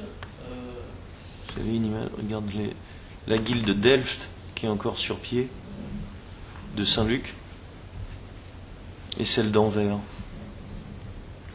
Ce sont des bâtiments qui sont vraiment impressionnants. Tu veux Juste 2 secondes sur la tapisserie, si tu veux. Je vais voir un fichier là-dessus. C'est parce que bon, j'évoquais le textile. Hein. Donc le textile, il n'y a pas que l'aspect utilitaire, les vêtements et autres. Il y a bien sûr aussi la tapisserie. Ça va être une des grandes spécialités de Flandre. Voilà. Ah, tu veux nous montrer Angers? Oui, à partir de 53. Donc, vraiment en 2 minutes, parce qu'on n'a pas le temps. Ah, pourtant c'est beau. Hein. Ouais, c'est la plus impressionnante tapisserie d'Europe occidentale, d'époque médiévale. C'est Angers. C'est la tenture de l'Apocalypse d'Angers. C'est une représentation. On mange pas mal, moins bien qu'à Dijon, mais c'est pas Jean. Mais on boit bien. Donc on a 6 pièces qui forment une suite. Hein. Chaque pièce étant elle-même composée de 14 tableaux. En tout, ça fait 140 mètres de long sur 6 mètres de haut. C'est absolument extraordinaire. Et c'est un peintre de Bruges qui s'appelle Hennequin de Bruges, qui a dessiné les cartons. Donc l'œuvre que vous avez là, c'est une œuvre en fait brugeoise d'inspiration. Hein. Et c'est un ensemble absolument extraordinaire. De plus, il a été travaillé en double face, de manière à pouvoir être exposé dans la cathédrale. Vous avez la même représentation de part et d'autre. C'est donc une prouesse technique, parce qu'on n'a pas collé 2 parties, on les a tissées ensemble. Donc au moment où on a tissé, c'est quasiment de la 3D, hein, de la 4D, c'est qu'il a fallu faire les 2 faces en même temps. Là, vous avez des nuances de couleurs, voilà. une sûreté de dessin qui l'encourage. Et là aussi, on a une reconnaissance des arts. Et on a d'ailleurs un marché de l'art. Hein. Et là, par exemple, pour la tapisserie en question, on est passé par. Alors, c'est en fait le duc d'Angers qui l'a commandé hein, pour la cathédrale. Aujourd'hui, c'est dans le musée d'Angers, le musée des Beaux-Arts. Donc il est passé par un marchand. Il n'a pas commandé directement à Bruges. Il est passé par un marchand de Paris qui s'appelle Nicolas Bataille, un monsieur qui a vécu vers 1330-1405. C'est un marchand lissier parisien. C'est-à-dire, on lui passe commande, lui, il montre des cartons au commanditaire. Là, en l'occurrence, il a demandé à Hennequin de Bruges et à d'autres de faire des dessins pour avoir l'accord. Parce qu'évidemment, avant de se lancer dans une opération aussi énorme, il fallait l'accord du commanditaire. Donc on a montré au duc d'Anjou. Donc Hennequin a dit oui, bon, mais moi j'ai besoin de m'inspirer de l'Apocalypse de Saint-Jean, simplement j'ai pas le modèle hein, sous la main. Je vous fais les esquisses, mais j'ai besoin de quelque chose de plus concret. Je sais qu'il y a un modèle. Le modèle, c'est en fait la Bible qui est conservée dans la bibliothèque du roi de France, à Paris. Si vous pouvez faire en sorte que moi j'obtienne accès, c'est-à-dire qu'on me prête le livre, à ce moment-là, je peux vous faire ce travail-là. Et donc là, on voit les connexions qui se mettent en place. Donc le marchand de Paris joue les intermédiaires entre le duc d'Anjou et le roi de France, en demandant au duc d'Anjou d'établir une lettre hein, au roi de France. Le roi de France il est quand même assez flatté de voir que c'est son livre qui va servir de base. Il accepte de le prêter. Le livre part à Dijon. Ensuite, on rend le livre à Paris, et à mesure que les dessins sont réalisés, ils sont envoyés à Paris, où la tapisserie est fabriquée en sous-traitance dans des ateliers qui dépendent de Nicolas Bataille, l'intermédiaire à Paris. Donc vous voyez vraiment l'internationalisation du marché de l'art. Entre le commanditaire, les sources et les références, celui qui fait les dessins, et enfin la réalisation technique. Si vous avez l'occasion, allez le voir, vraiment, c'est très très très beau. Et prenez un petit audio guide. Voilà, c'est l'Apocalypse de Jean, alors on n'a pas le temps malheureusement de voir le détail. Hein. On peut peut-être simplement montrer une des scènes, hein. Vraiment très rapidement.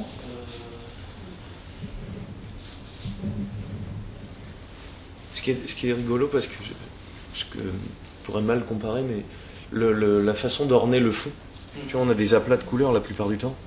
Ça fait penser à la Dame à la licorne, et pourtant c'est une toute autre façon de travailler. Le dessin et la perspective des personnages, le volume, il est beaucoup plus élaboré. Alors, le pied, les plis. Il est connu par ailleurs comme miniaturiste. Hein. C'est quelqu'un qui vient de la miniature. Ça. Là, c'est bien sûr en puissance décuplée quant à la taille. Voilà, c'est vraiment un ensemble extraordinaire. Donc la longue chronologie d'événements que j'ai cités nous explique pourquoi on trouve aujourd'hui en Bourgogne des œuvres d'art qui viennent de Bruges. En Bourgogne, on va les voir. Alors, il faut savoir que la Flandre, à l'époque de Philippe le Bon, c'est un espace réduit, géographiquement réduit, extrêmement riche. On a 700 000 habitants, on estime à 700 000 habitants, à comparer avec les 18 millions d'habitants qu'il y a en France à l'époque. La France est le pays le plus peuplé du monde connu à l'époque, 18 millions d'habitants. La Flandre, c'est 700 000. En plus, 700 000 essentiellement installés dans les villes. On a très peu de personnes à la campagne. Même aujourd'hui, si vous prenez l'autoroute pour aller à Bruges, vous passez Lille, la zone urbanisée de Lille, après vous arrivez dans la campagne belge. À un moment donné, vous avez un panneau Courtrai, un panneau Courtrait, Leuven, Louvain. Vous avez vraiment de temps à autre une ferme, c'est pas urbanisé. Donc on est vraiment, sur ces 700 000 habitants, on estime qu'ils contrôlent tout. Et on a le même exemple dans l'Italie du Nord. Moins poussé à l'extrême. On a quand même des zones de campagne et mise en valeur de la campagne, alors qu'à cette époque-là, la campagne de Flandre, elle est très peu mise en valeur du point de vue de la géographie, de l'agriculture, je veux dire.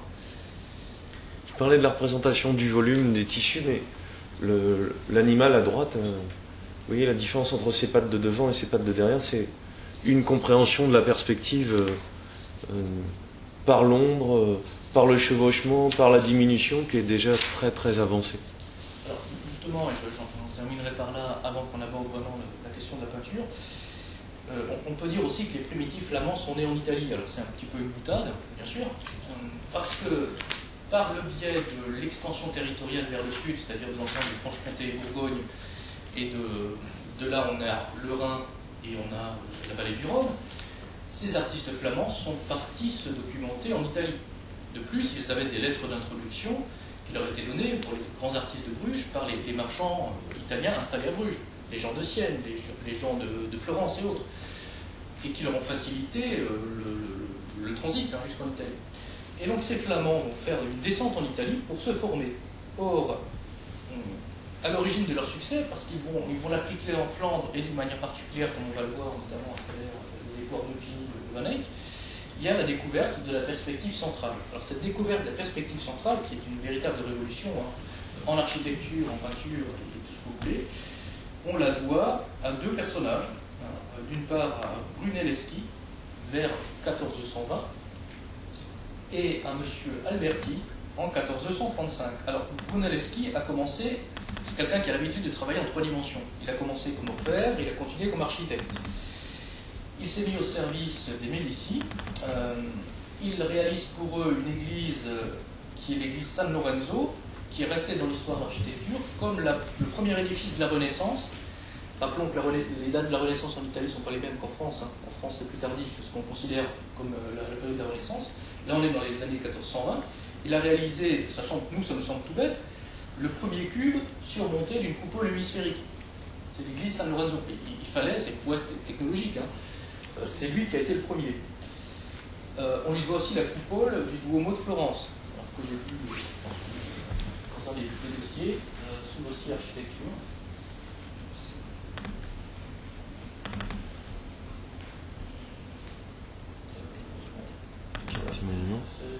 Ok. Je pensais l'avoir dit. C'est peut-être dans peinture. Brunelleschi, oh. Elle est belle celle-là. On va commencer par celle-là parce que t'en parles pas. Voilà. Et ce qu'il fait également en 1415, il couche presque naturellement sur un tableau de petite dimension le fruit de ses réflexions de Toscan. On lui doit la redécouverte de Vitruve. Il faut dire qu'Alberti avait en charge plus ou moins la gestion des ruines de la ville de Rome. Et il a travaillé sur les témoignages de l'Antiquité romaine. Et donc il a fait des fouilles. Et il en a tiré le principe selon lequel la beauté en tant qu'harmonie, hein, c'est une beauté spirituelle, on peut l'exprimer mathématiquement. Et on l'exprime mathématiquement dans ses parties, dans son tout. Hein, c'est-à-dire dans une harmonie. Hein, il faut que toutes les parties soient en harmonie les unes avec les autres pour que le tout soit en harmonie, tout simplement. On lui doit, donc de ce point de vue-là, la codification, si vous voulez, la base de la projection architecturale, hein, qui d'après lui se trouve dans la proportionnalité parfaite des édifices romains. Pour lui, c'est le modèle de l'Antiquité qu'il faut remettre à l'honneur au XVe siècle. Pour donner un exemple concret de ce que dit monsieur, c'est que s'il y en a qui n'ont pas fait beaucoup de dessins, vous avez une ligne d'horizon avec des points de fuite qui se réunissent sur cette ligne d'horizon, mais ça veut dire que dès qu'on dessine ça, si vous ne le faites pas, le bâtiment va être un peu de traviole. Et on va voir dans 2 secondes que chez Van Eyck, la règle pour dessiner, c'est qu'il y a une seule ligne d'horizon qui correspond à la hauteur des yeux de celui qui peint ou prend la photo. Et les lignes de fuite se réunissent sur cette ligne d'horizon. Il peut y avoir plusieurs lignes de fuite. Il va y en avoir vraiment beaucoup. Mais la cohérence mathématique de ça est indispensable parce que si c'est un peu flottant, ce sera une perspective, on va dire, psychologique un peu.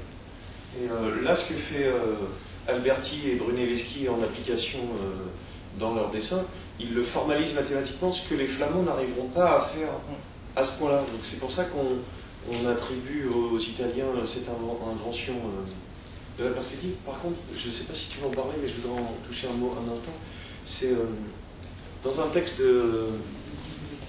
Vas-y, je voulais causer de Panofsky, justement. Comme le dit Franck, c'est les Italiens qui fondent la peinture sur la géométrie d'Euclide, hein, c'est-à-dire construction à partir d'un quadrillage de l'espace avec un point de fuite unique à l'horizon, comme Franck vient de vous le montrer. Et il a tout à fait raison quand il dit que les Flamands auront du mal à fonctionner, parce qu'ils fonctionnent de manière plus empirique.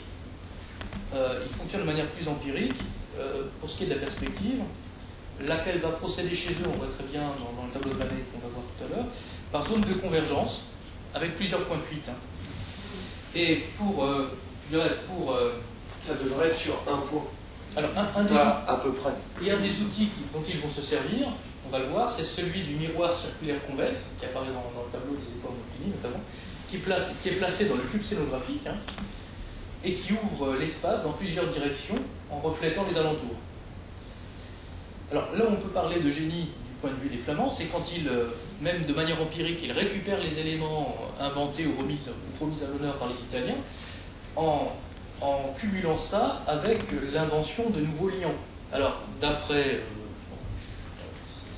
là, vous avez une représentation de la fin du XVe, hein, qui est la représentation d'une ville idéale. Mais je veux bien qu'on reste un instant sur perspective, si tu veux bien. C'est que je suis parti de cette vierge au chancelier Rollin de Van Eyck, donc l'artiste est arrivé en ville, et donc ce qu'on disait à l'instant, c'est que les lignes de perspective ne sont pas exactement précises, ça devrait être exactement sur un point. Ce qui ne trouble pas la perception. Et ce dont tu viens parler, c'est donc cette invention. Alors pour ceux qui n'en ont jamais fait, ou pour ceux qui essayent d'en faire, quand il y a un seul point de fuite, c'est face au raffinement de torture d'étudiants, la perspective des ombres. C'est-à-dire un objet à lui-même, une ombre qui est projetée. C'est ce que vient de nous dire Clément avec ce système systématique d'Alberti. Et qu'on va retrouver... dans le carrelage. Mais par rapport à la vue idéale qu'on a vu tout à l'heure où la perspective est parfaitement maîtrisée, là vous voyez une différence énorme, c'est que la peinture n'est pas la même, la matière n'est pas la même. Oui. Et c'est ça, on dit que c'est Van Eyck qui a inventé la peinture à l'huile. Ok, en tout cas ce qu'il faut retenir c'est l'ajout de térébenthine à la couleur, ce qui permet d'avoir une vivacité nouvelle de la couleur. Tu serais pas en train d'essayer de replacer ton truc de tout à l'heure, toi ? Exactement, bien sûr, une profusion de détails, parce qu'on fonctionne humide sur sec, c'est-à-dire que l'on retravaille la couche picturale en rajoutant une couche, une deuxième couche, une troisième couche, ça a séché, on peut retravailler, ça donne une profondeur, et ça on l'a pas. Quand vous voyez la vue italienne et Van Eyck derrière, vous voyez que l'une, la perspective est maîtrisée, mais il y a un côté froid, hein, il y a un côté pas vraiment lumineux. Alors que Van Eyck juste à côté, vous avez une profusion de détails, une profondeur, la peinture à l'huile change tout. Hein. Non, ce que je voulais ajouter à ce que tu disais, parce que comme c'est brillant, on va mettre du brillant sur du brillant, il y a un auteur qui s'appelle Panofsky qui a écrit le grand livre sur les Flamands. Il a écrit un livre qui s'appelle La perspective comme forme symbolique. Alors, accrochez-vous 2 secondes, mais c'est pas si complexe. En fait, ce qu'il veut dire, c'est que la perspective, l'idée que tout fuit et que ce soit mon œil, il faut un œil. Hein. Donc on a deux yeux, ça marche pas, je vous rappelle que vos deux yeux, si vous clignez des yeux, vous ne voyez pas la même chose. Donc il faut un œil, un point, et ça fait une espèce de cône qui s'ouvre. Si vous avez l'idée un instant d'inverser le système, il y a le monde qui se réunit en un point dans mon œil. Et ce qu'il veut dire par perspective comme forme symbolique, c'est que c'est une façon de relier moi au monde extérieur. C'est-à-dire de quelle façon, moi qui suis ici tout de suite, je vois l'espace où vous êtes situé, tout se réunit dans un point dans mon œil. Et en fait, cette perspective mathématique, elle est une invention scientifique qui est élaborée, qui va donner une construction de tableau évidente, mais elle est dans la façon dont je me positionne par rapport à ce monde extérieur. Donc dire que la perspective est une forme symbolique, parce que c'est bizarre comme terme, forme symbolique, c'est l'irruption de la représentation perspective des méthodes qui permettent de la dessiner. Elle transforme la façon de considérer l'espace et le rapport au monde. C'est-à-dire, je peux, entre guillemets, faire rentrer le monde dans ma poche ou faire rentrer le monde dans un trait de crayon. Et dans le cas des Flandres, c'est très net parce qu'on a en fait des villes-mondes, hein, comme on l'a avec Bruges. Ce sont vraiment des villes cosmopolites où on a les élites de l'époque, du monde marchand, du monde économique et du monde artistique qui se réunissent. Parce que pour que ça fonctionne, à la fois la perspective et les nouveaux liants, c'est une double révolution en peinture, il faut encore une fois qu'il y ait deux conditions réunies, c'est-à-dire l'ouverture d'esprit, et c'est uniquement dans cet espace urbain, dans ces villes-mondes, qu'on a cette ouverture d'esprit-là, et qu'on a aussi les gens qui ont la puissance financière pour passer les commandes. On n'est pas comme un siècle ou 2 siècles avant. Des pies, des pans qui vont avoir un sens symbolique, mais des petits personnages en train de regarder au-dessus l'extérieur. C'est la première fois qu'on a la représentation d'un donateur de cette taille-là, c'est-à-dire aussi grand que la Vierge Marie et l'enfant. Mais surtout, on a un paysage qui est extraordinaire derrière. Et la mise en valeur de la ville, parce qu'on voit très bien que la ville prend une place, y compris sur le tableau. Hein. Elle occupe, c'est pas simplement un prétexte, hein. Elle occupe le centre en plus. Hein. Elle devient un acteur du tableau. Et regardez la vie du chancelier Rollin, c'est un brocart, et c'est exactement ce type de brocart qui était fabriqué dans les ateliers les plus prestigieux de Bruges. C'est-à-dire là, vous avez une publicité pour le savoir-faire des artisans bourgeois en matière d'habits. Hein. C'est évident que c'est un outil de promotion. Alors, ce qui m'intéresse, moi, c'est que la ville citoyenne, la cité, elle est là. Et là, c'est la ville des églises qui est du côté de la Vierge Marie et de l'Enfant Jésus, et que le lien se fait entre les deux par le pont. Le pont qui a été détruit, hein, mais dont on a une trace. Et vous voyez là qu'il y a une puissance à Liège. Hein, parce que là, vous avez une double puissance, comme le dit Franck, qui est représentée. Vous avez la puissance de la bourgeoisie à travers la ville et son beffroi, et vous avez la puissance de l'Église. Ce qui manque, c'est la puissance royale, telle qu'on l'aurait en France, par exemple. Voilà, donc, cathédrale de Liège, qu'on retrouve ici. Pont suspendu de Liège qui a été détruit et transformé depuis. Et les villes ont acquis une telle puissance à cette époque-là que l'on n'a plus besoin de représenter finalement le monarque. Hein, il est absent du tableau. Vous avez vraiment les deux puissances dominantes, la bourgeoisie et l'Église. Et puis la puissance aristocratique, et on peut dire que Rollin lui-même en tant que chancelier de Bourgogne est représenté, hein, mais il s'est représenté quasiment à l'identique d'un monarque. Oui. Et ce que je vous disais quand on a fait l'introduction au début d'année, c'est que le geste de bénédiction du Christ va dans le pont. Pas besoin d'interpréter beaucoup pour.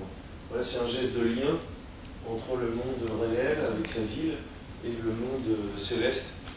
Et pour aller encore plus loin, on ne le voit pas bien, mais sur le pont, juste à cet endroit-là, il y a une croix chrétienne. C'est vraiment un lien physique par-dessus l'eau qui relie. C'est M.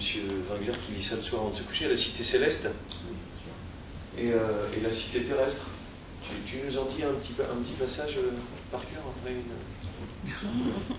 Et dernière chose, parce que on l'a dit au travers de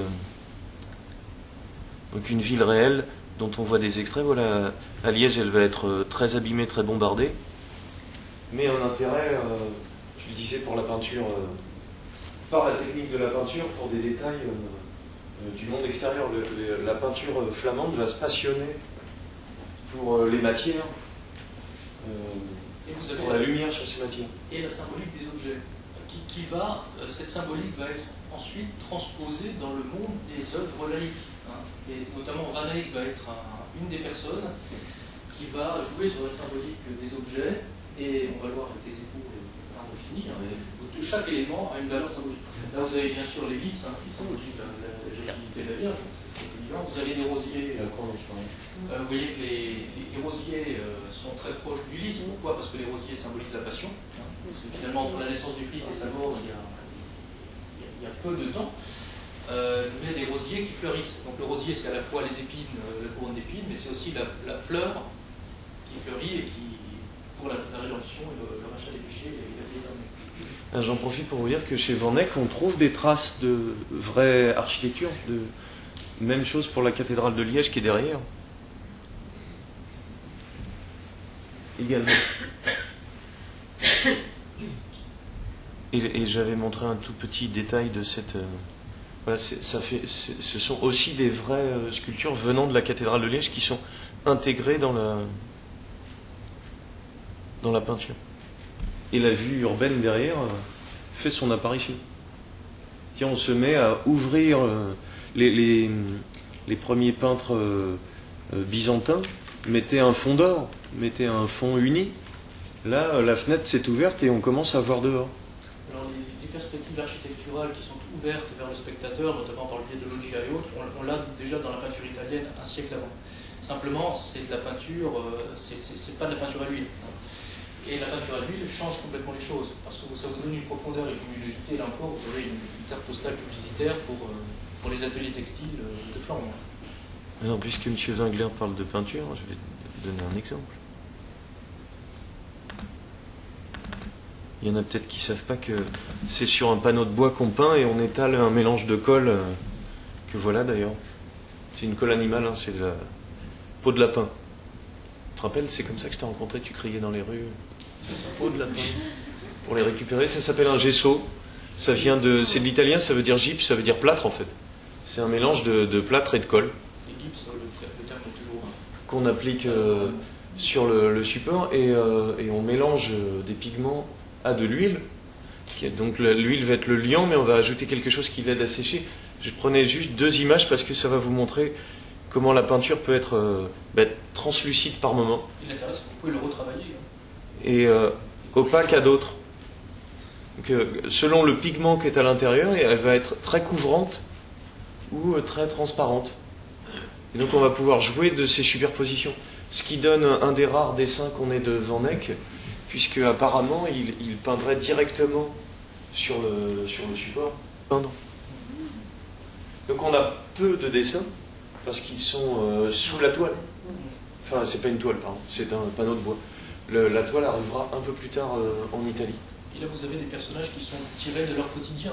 C'est comme des instantanés. On ne cherche pas à embellir le modèle, on voit très bien. Il est représenté au naturel. Et la manière dont ça se passe en Flandre, c'est aussi une différence par rapport à l'Italie. En Italie, on est peut-être un peu plus théâtral, ou en tout cas un peu plus idéaliste dans ce que l'on représente.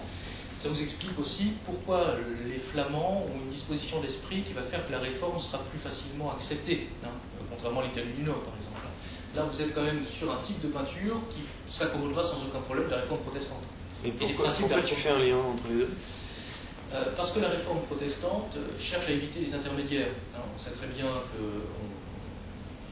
qu'il y a le côté rejet de la papauté et rejet des ors et des fastes de la cour de Rome. Et là, on est dans une peinture qui est sobre dans la représentation des personnages. Et dans le protestantisme, on aura 2 tendances. Une tendance qui va dire carrément qu'il faut évacuer toute représentation figurée. Souvent, dans les temples protestants, vous n'avez pas de tableau, de sculpture. C'est évacué au profit d'un lien direct et spirituel entre le fidèle et Dieu. Et c'est des tendances moins fortes, mais qui sont toutefois très ancrées aussi dans le protestantisme, qui disent qu'on peut représenter, mais il faut représenter uniquement selon la forme naturelle, c'est-à-dire sans aucun artifice, sans aucune représentation. C'est quelles années le protestantisme? Ça arrive une centaine d'années après. Et ça se répand. 1500 voilà, enfin les 1517-1520 pour les thèses militaires. Oui. Donc on est finalement 80 ans après ce type de peinture. Et ça viendra assez vite. Et 99% des artistes flamands vont se convertir très vite au protestantisme. On voit qu'ils ont une manière de travailler qui s'accommode très bien des principes religieux que j'ai évoqués.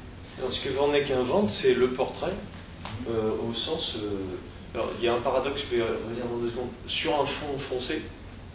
Paradoxe parce que je vous ai dit qu'on voyait la ville, donc il y a un intérêt pour l'extérieur, mais il semble que l'intérêt pour le fond foncé soit une façon de faire ressortir la lumière.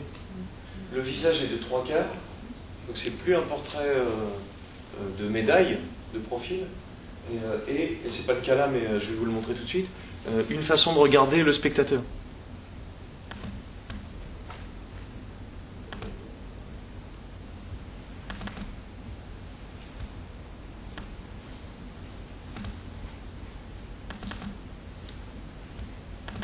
On y est. Voilà le sieur Arnolfini en question.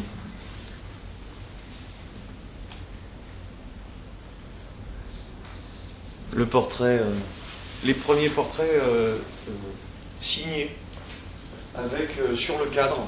C'est Van Eyck qui invente ça aussi, même si en Flandre on le voit beaucoup. Mais sur le cadre lui-même, il y a une inscription qui dit ce que c'est. Et l'inscription elle-même, elle est peinte.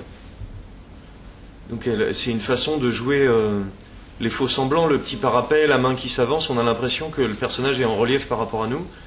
Et c'est une façon de faire entrer l'écriture, le nom de l'artiste, la date, pour ce qu'on pense être un autoportrait, on n'est pas certain.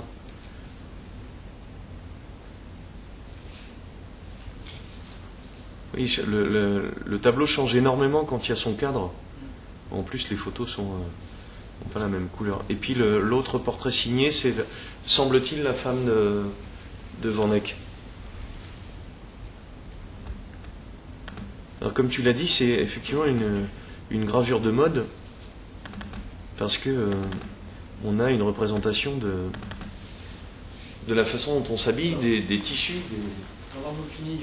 Ce qui influencera, ça c'est de la peinture italienne, c'est Antonello de Messine qui va venir en Flandre piquer des idées à ça. Alors, Arnolfini, on a l'exemple type d'un personnage éminent de la bourgeoisie, c'est pas un roi, c'est pas un duc, c'est pas un comte, mais qui atteint une puissance économique telle qu'il peut faire appel au peintre le plus cher de son temps pour son portrait. La représentation des époux est plus tardive. Alors, Arnolfini, il est né vers 1400 à Lucques, il s'est installé à l'adolescence à Bruges, et il devient un des membres éminents de cette corporation des marchands italiens installés sur le pourtour de la Grand Place. Son travail, c'est le négoce. Il vend, il revend. On sait par exemple qu'il vend en 1423 à Philippe III le Bon, qui est le duc de Bourgogne et de Flandre, 6 tapisseries sur le thème de la Vierge. C'est lui l'intermédiaire, comme on l'a vu tout à l'heure avec ce marchand de Paris. Là, lui, est italien et installé à Bruges. Il devient proche conseiller du souverain. Il est nommé conseiller aulique. Conseiller aulique, c'est conseiller particulier du souverain. Chambellan et majordome du duc Charles le Téméraire. Il a été anobli et grâce à son influence, il obtient la ferme des droits de douane touchés par le duché de Bourgogne sur les marchandises importées d'Angleterre. Vous voyez qu'il joue sur tous les tableaux. Il est un acteur économique lui-même, il s'initie dans l'entourage du souverain et il obtient des droits qui lui permettent d'enrichir encore plus sa famille. Il a fait un très bon mariage, il a épousé Giovanna Senami, qui est une compatriote de Lucques. C'est surtout la fille du principal banquier de Lucques, installé à Paris, et qui finance le roi de France. C'est d'ailleurs assez rigolo, parce qu'il joue sur les 2 tableaux. Il s'enrichit grâce au duc de Bourgogne, et par le biais de sa femme, il s'enrichit grâce au roi de France. Alors que les 2 souverains sont en conflit. Mais bon, l'argent n'a pas d'odeur, c'est évident. Qu'est-ce que c'est que ces cynismes, monsieur? Le miroir. Vous avez épousé une riche banquière italienne? Même pas. Et donc il a un hôtel, d'ailleurs, un hôtel particulier à Paris, rue de la Verrerie. Alors rue de la Verrerie, c'est pas loin de Saint-Jacques-de-la-Boucherie, d'ailleurs. Il est également anobli par Louis XI. Quand je dis qu'il joue sur les 2 tableaux, c'est non seulement sur les 2 tableaux, puisqu'on a 2 représentations, et c'est rarissime qu'on ait 2 représentations du même personnage par le même peintre à cette époque-là. Louis XI qui le sollicite pour des prêts d'argent. Et lui donne d'ailleurs la garde des finances de Normandie, où il ne mettra jamais les pieds, mais ça lui permet de toucher en plus des royalties sur toutes les marchandises qui circulent en Normandie. Voilà, nouvelle charge très lucrative. Il décède en 1470, 10 ans avant sa femme, et il est inhumé dans la chapelle de Bruges qui appartient à la communauté des marchands de la République de Lucques. Parce que chaque communauté a son église, c'est comme une église. Alors on s'était dit qu'on allait parler de ça tous les 2 en fait. Et c'est là où ça commence. Je te laisse la parole. C'est-à-dire on en fait un chacun, c'est ça. Alors, quand on coupe au milieu, par quoi on commence? C'est une scène d'intérieur. Parce que bien évidemment, comme toute œuvre, elle est interprétable. D'ailleurs, je soumettrai à mon camarade Wengler plusieurs interprétations sur desquelles j'arrive pas à tirer de sens définitif. On a ce qu'on vient de vous raconter, l'invention du portrait. C'est le premier double portrait en pied laïque et en intérieur dans l'histoire de la peinture. On était la plupart du temps sur des très petits formats. Là, on est à 62 cm. 82 sur 60. On est, oui, ça commence à devenir ce qu'on appelle un tableau de chevalet. C'est un peu grand, c'est peint sur du bois, ce qu'on a dit gesso, et puis une peinture à l'huile par-dessus. Et puis, dans cette représentation d'intérieur, on a beaucoup d'éléments de tissu. Ce qu'a évoqué Clément avec la richesse de Bruges. On a aussi beaucoup de choses qui vont valoriser les matières et la lumière, c'est-à-dire des reflets dans le lustre en métal, sur les perles, sur la fourrure, sur les oranges, qu'on pourrait prendre pour des éléments symboliques, mais qui sont aussi l'occasion de montrer une certaine richesse et de jouer avec la lumière. À toi. J'en ai plein d'autres à raconter. Oui. Donc vous imaginez bien que posséder des oranges à l'époque, c'est un luxe que uniquement de très grands personnages peuvent se permettre. Ce qui est en plus renforcé par le fait qu'il est plutôt en habit d'hiver, entre fourrure, alors que les oranges ne sont pas forcément un truc de l'orange toujours au cœur de l'hiver, puisqu'il faut qu'on puisse naviguer pour les ramener. Alors on a également des socs. Alors, on peut parler en deux mots des. Chaque objet a son importance symbolique. Ça montre qu'on est passé de symboles religieux à des symboles qui peuvent conserver une dimension religieuse, mais appliquer pour la première fois un monde laïque. Vous avez des socs. Ce qu'on appelle les socs à l'époque, une sorte de sabots qu'on ne s'attend pas à trouver dans un intérieur, parce que ça, ce sont des manières d'habiller le pied pour aller en extérieur. C'est quasiment ce dont se servent les gens du peuple, les valets, les jardiniers et autres. Alors pourquoi est-ce qu'on les a... Pourquoi on les a mis là? Alors pour montrer la différence entre l'extérieur et l'intérieur. C'est qu'il y a deux choses. Là on est dans un espace intérieur. C'est un espace construit. C'est un espace maîtrisé. C'est un espace riche. Mais en même temps, on a une ouverture vers l'extérieur. Ça peut vouloir dire simplement que le maître de maison a des employés qui travaillent pour lui à l'extérieur. On a un chien. C'est une race de chien. On voit un tout petit peu l'extérieur. Une race de chien de luxe. Vous voyez que le chien, il est placé entre les deux époux. C'est pas un hasard, parce que le chien, c'est un symbole de fidélité. On le retrouve sur tous les gisants, dans la sculpture de l'époque. Mais c'est pas le même chien que l'on a dans l'aristocratie. L'aristocratie, ce sont des animaux puissants. Là, on a plutôt un chien d'intérieur, un chien de luxe, et qui fait le lien entre les deux époux. C'est un témoignage de fidélité. Le chien est fidèle. Alors, on a des chaussures d'intérieur. On a une façon de travailler les matériaux, les matières, puisque ces chaussures, c'est aussi l'occasion de montrer du bois sur du bois, avec une variété de touches et de rendus qui est extraordinaire. Mais si on regarde la façon dont ça a été peint un peu plus, on a un personnage vert qui est sur un fond rouge, qui ressort davantage, et beaucoup plus subtil et impressionnant, une épaule foncée qui sort sur un fond clair et une épaule claire qui sort sur un fond foncé. C'est-à-dire qu'à tous les moments, pour faire comprendre l'espace dans lequel il va faire varier la lumière pour qu'on voit au mieux le rendu des étoffes et puis le corps. Et vous avez vu que le lit est rouge, ce qui est plutôt inhabituel. Alors, pour beaucoup d'historiens de l'art, ça symbolise la passion. Ça peut être un lit conjugal. D'où l'idée que c'est un tableau qui a été commandé en une occasion particulièrement solennelle, qui est soit les fiançailles, soit le mariage de l'épouse. Et là, on arrive aux difficultés d'interprétation. Voilà, parce qu'on a, vous voyez, on a le lustre. Le lustre, on ne se rend pas trop compte, et on a une bougie allumée, une seule bougie. Alors ça peut être la flamme de la passion, là aussi. Les oranges, on peut aussi les interpréter comme un symbole de fertilité. Est-ce qu'elle est enceinte ou pas?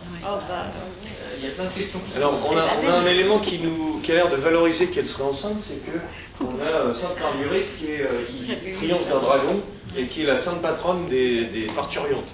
C'est-à-dire on a apparemment, parce que effectivement, pour aller vite, la dame a l'air un peu en cloque. Mais quand on regarde la mode de l'époque, en fait, les ceintures sont portées très haut et on n'est pas enceinte pour autant, en fait. Mais même la position de la main, c'est... Voilà, alors ce qui a l'air de le dire, c'est cette sainte Marguerite, cette position de main, cette façon de se tenir l'avant-bras, qui donnerait l'impression qu'elle est enceinte. Et alors, ce qui est assez curieux, c'est que pendant longtemps, on a pensé, c'est un auteur français qui a analysé le tableau, on est vers les années 1902 d'ailleurs, qui a pensé que c'était un autoportrait de Van Eyck. C'est-à-dire lui se représentant avec sa femme. Et puis ce que Panofsky a détourné, tu veux le raconter ? Ce que Panofsky a raconté, c'est qu'il y a quelque chose qui est extraordinaire dans ce tableau, c'est ce qui est derrière eux. Alors il y a la tour de force des matériaux, mais il y a surtout, pour la première fois, Johann Van Eyck était ici. Alors à la fois c'est une façon dont le tableau, c'est pour la première fois que les tableaux sont signés, et un peu beaucoup quand même en plein milieu. Avec, vous allez le voir, mais vous le connaissez sans doute, le miroir dans lequel on voit le reflet du peintre. Mais ce que Panofsky décrit, c'est qu'il s'agirait pour la première fois de contrat de mariage. On peut se lier sans se marier religieusement. Et c'est ce que Arnolfini ferait avec sa femme pour la première fois. Et on peut le faire en intérieur bourgeois chez soi, pas dans une église, devant témoins. Et donc le fait que Johann Van Eyck fût ici est une façon d'être un témoin. À la fois en tant que peintre et en tant que témoin. Voilà, ce qui donne encore une fois un statut à la peinture extraordinaire. C'est-à-dire, c'est presque une preuve de crime ou une preuve contractuelle. Le peintre était ici, et il était ici, il l'a signé. Le franc au milieu du tableau. Voilà. Et en même temps, dans ce petit miroir convexe, on voit les couples de dos, on voit l'espace du cadre, le lustre, et un peu mieux la ville qui serait dehors. Le plafond des sons. Mais on voit le peintre, le reflet du peintre lui-même qui était ici. Et donc les autres personnages, parce que ce sont deux autres témoins. Et alors ça, c'est la première hypothèse qui est tout à fait passionnante. C'est ce qui a fait qu'on n'a plus pensé que c'était un tableau de Van Eyck, le représentant, mais un tableau qui montrerait les époux Arnolfini. Mais je voudrais dire à monsieur Winkler, à mettre sous sa sagacité un truc qui m'a perturbé depuis que je l'ai lu. C'est une Anglaise qui s'appelle Costner qui a fait une analyse nouvelle du tableau. C'est que la femme de Arnolfini est morte. Vous voyez, la perspective elle est un peu tronquée aussi. La femme d'Arnolfini est morte sans avoir d'enfant. Et donc, il y aurait la possibilité, et je trouve ça suffisamment séduisant pour te le soumettre, l'idée que ce tableau aurait été fait, elle aurait été morte en couche, en perdant son enfant. Et donc ce tableau aurait été une espèce de lien entre eux, par-delà la mort, sans enfant. Et alors les quelques éléments qu'elle donne pour le développer qui sont passionnants, c'est que les scènes qui sont sur le miroir sont des scènes de la passion du Christ. Et de ce côté-ci, on est dans des scènes de la mort et de la disparition, et de ce côté-ci, dans des scènes de la vie. Et c'est ce qui expliquerait également que sur le bougeoir, la seule flamme de vie soit du côté de son mari. Et il y a un autre élément peut-être qui plaide pour cette interprétation-là, c'est le caractère figé des personnages. C'est l'ensemble qui est vivant en fait, hein, par la couleur, par la profusion et les détails. Et c'est vrai qu'il allait en carton lui un peu. Voilà, c'est ça, il allait envoyer en fait. Et les personnages eux-mêmes. Hein. On a Alors, l'impression qu'ils sont... La même Costner dit qu'en fait il est un peu plus vivant, un peu plus animé. D'ailleurs la seule retouche qu'on a, on l'entreaperçoit, mais c'est sa main qui a bougé, alors qu'elle serait une espèce de représentation idéale, pas tout à fait réelle. Elle fait penser à des vierges d'ailleurs. Hein. Oui, C'est oui, vierges. Mais de toute manière, il y a quand même Allez-y, allez-y. une image, enfin des auteurs qui disent qu'elle a la position du gothique international et qu'elle n'est pas sortie tout à fait, et que c'est pour ça qu'elle est arc-boutée. Un peu comme les anges des cathédrales gothiques, du gothique flamboyant. Alors ce que l'on dit qui va dans ton sens, c'est que la façon de dessiner par la lumière la silhouette du personnage, et on est en train d'ailleurs, on a parlé de mode et de qualité de tissage, mais le corps commence à se découvrir dans la mode de l'époque, c'est-à-dire on commence à montrer les jambes des hommes, et donc le corps commence à être individualisé, on n'est pas dans une espèce de grande sas d'ensemble, mais ce qui va dans ton sens, Catherine, c'est que la lumière vient faire quelque chose de très sculptural en fait. On a vraiment l'impression d'une scène de théâtre avec deux personnages posés, avec le chien empaillé au milieu. Et ce qui ajoute à ça, c'est cette découpe par la lumière. Comme ils ont l'air d'être découpés, ajourés, ils ont l'air de venir en avant énormément. Alors, la seule difficulté, si vous voulez, de l'interprétation, c'est que le film est en 1970, c'est-à-dire 10 ans avant sa femme. Oui.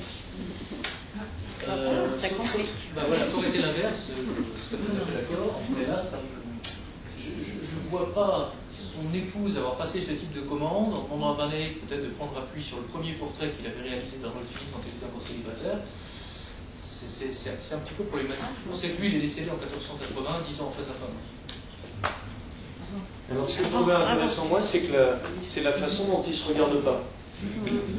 C'est-à-dire que le seul qui nous regarde, c'est lui. Le seul témoin, c'est Van Eyck qui était là et qui nous parle de cette façon-là et qui nous regarde comme ça. Mais eux, finalement, ont une espèce de regard. Alors, on a eu tendance à l'interpréter aussi comme la femme qui est plus qu'une madone est désirable, on va dire ça comme ça. Alors que et qui s'unit à son mari, mais qui resterait le gardien du sérieux du mariage. Ça s'est perdu. C'est triste. Mais ce qui me fait vous dire ça, c'est que la façon dont les regards circulent, ça correspond à ce que Catherine dit. On est encore aussi un peu dans le Moyen-Âge, alors que Van Eyck, on va le voir dans d'autres tableaux, a inventé cette idée de regard vers le spectateur pour l'interpeller. Et une autre chose qui m'intrigue, c'est que les regards circulent de cette façon-là, donc elle ne le regarde pas, il ne le regarde pas, et pourtant ils ont des gestes qui se relient. La valse des mains est tout à fait passionnante.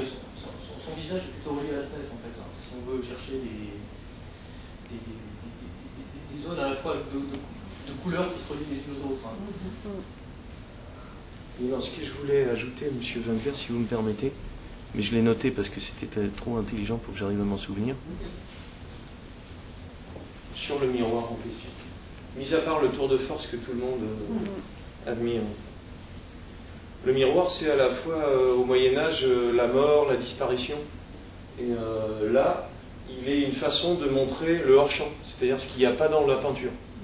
Il est une façon de montrer que c'est une espèce, pour aller vite, d'hommage à la peinture et au peintre. C'est-à-dire que le peintre est aussi fort qu'un miroir. Il arrive à montrer dans un tableau ce qu'il n'y a pas dans le tableau.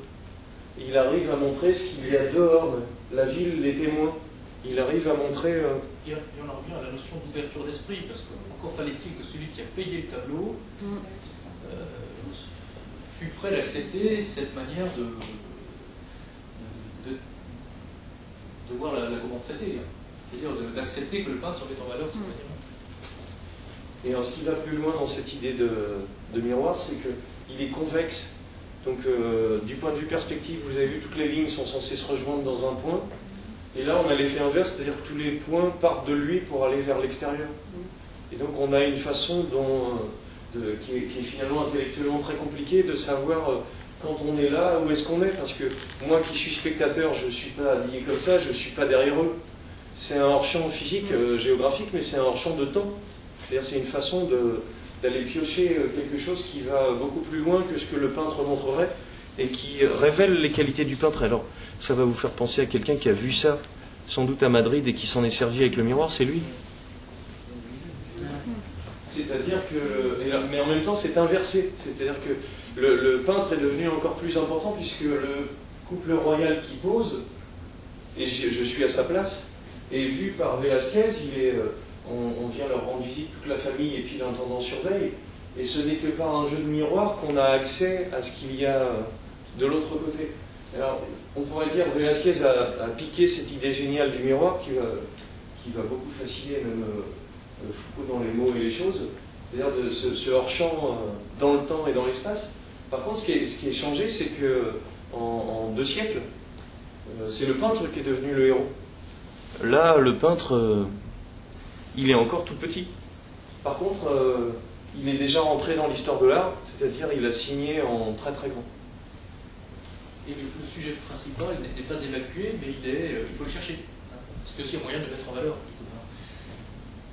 Et là, ça annonce un petit peu une technique qui va être celle des publicitaires modernes, qui est parfois d'évacuer complètement le produit qu'on cherche à vendre au profit d'une représentation complètement abstraite, qui surprend tellement qu'on se demande où est le produit, et bien sûr, on ne pense plus qu'à ça. C'est de le retrouver. On a tout dit. C'est fou ça. On regarde une autre peinture si tu veux bien. On peut passer à la logistique. Ta spécialité.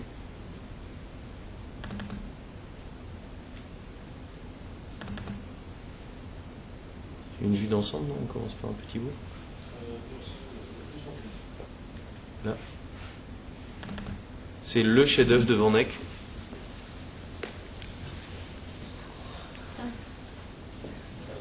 Un retable qui se plie.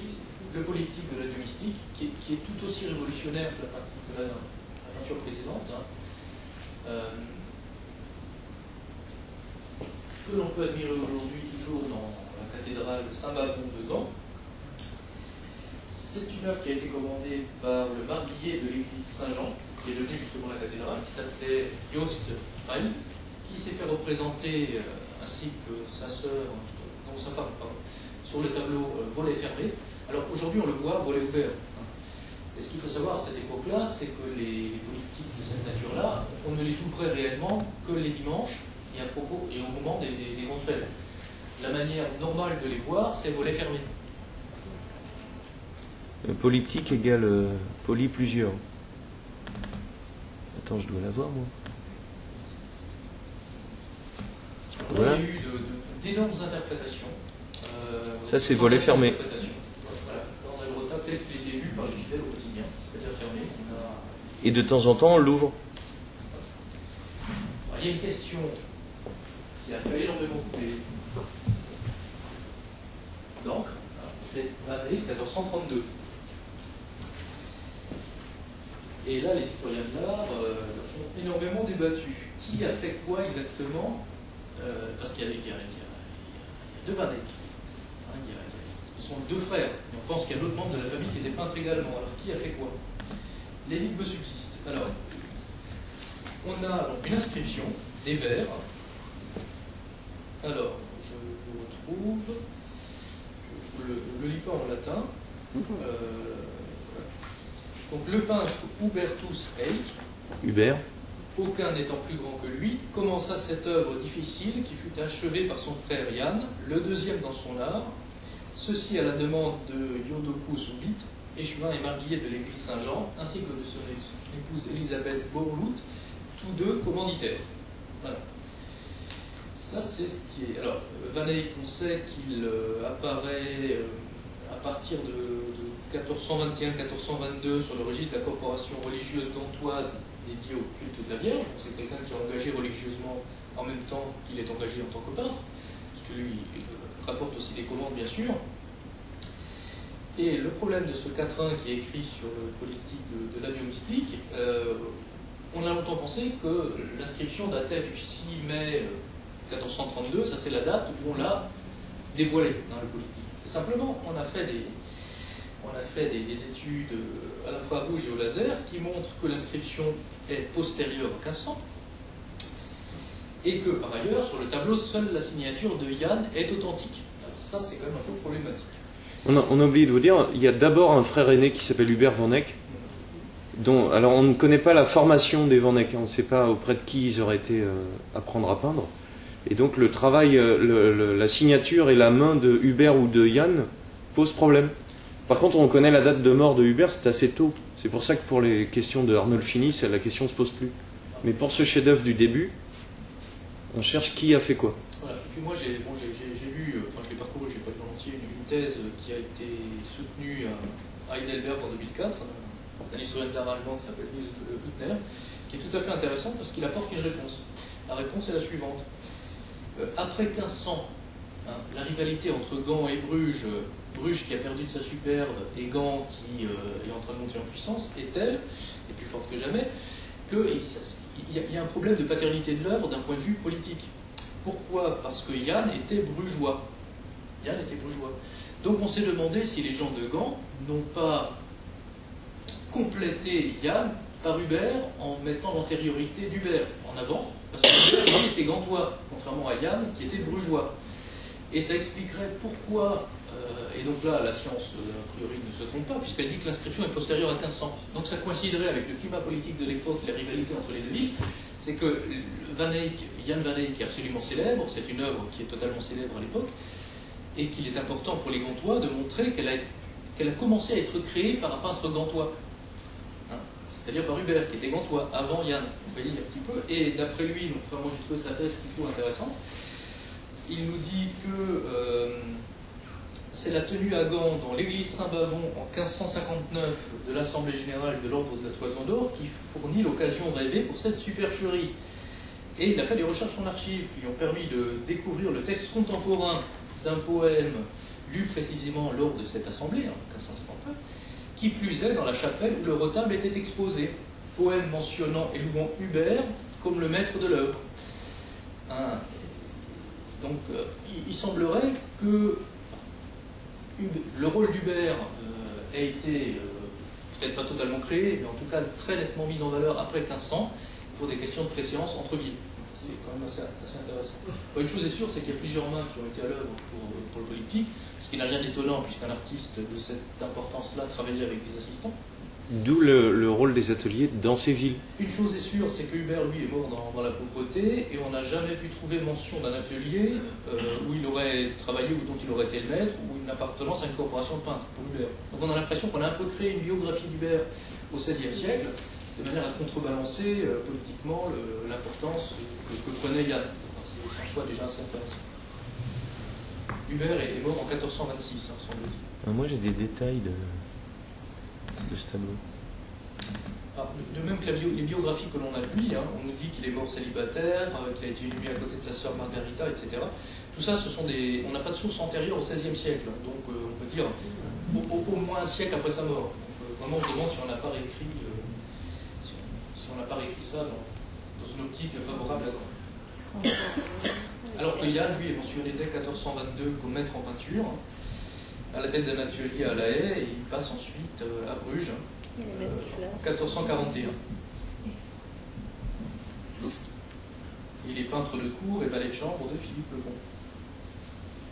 Donc il semble que les villes, Clément racontait, parce que ça va nous servir de conclusion, que les villes attirent des marchands, attirent des acheteurs, mais permettent aussi d'échanger sous forme de corporations et de guildes des savoir-faire et de la formation. Mais surtout permettre de faire, c'est ce qui réunit tout ça, des travaux très ambitieux. Parce que ce que l'on voit là, ce sont des choses qui sans doute peuvent pas être peintes par une seule personne. Alors 5,20 m sur 3,75 m quand il est ouvert, hein, 3,75 m sur 2,60 m en position fermée. 10 panneaux de chêne, 24 panneaux encadrés.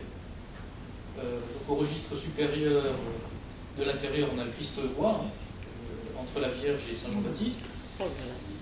À droite et à gauche, on a des groupes de musiciens qui jouent d'instruments de musique, etc., qui sont traités avec un souci du détail qui est absolument extraordinaire. Sur les panneaux extérieurs, on reconnaît Androïev. Le registre inférieur du panneau central, on a comme thème central là, les anges musiciens. Oui, et puis la radiographie du dessin en dessous. On a l'anneau de Dieu. Il y a très peu de modifications en fait. Donc ce qui est dessiné dès le début va rester la structure jusqu'au bout en jouant de la transparence de la peinture à l'huile.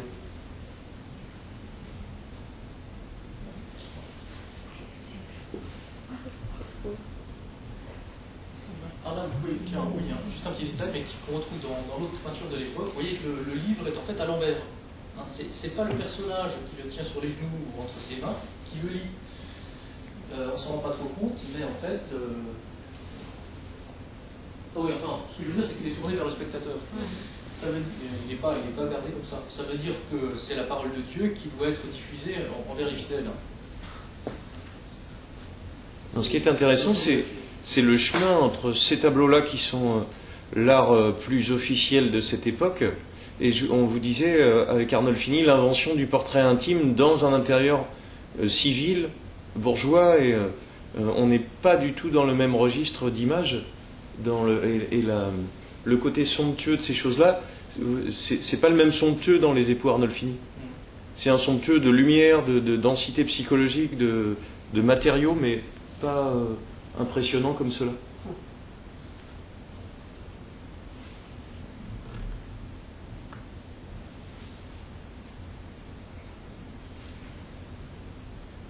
C'est assez bluffant quand on le voit en vrai.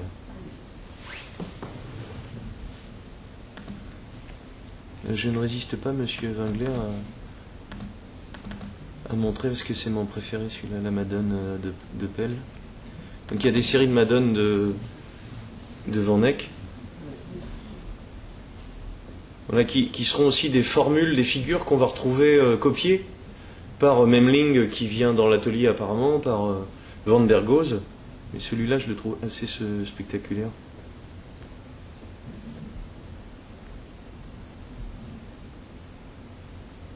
Voilà, puis anticiper Churchill comme ça dans une peinture, c'est énorme.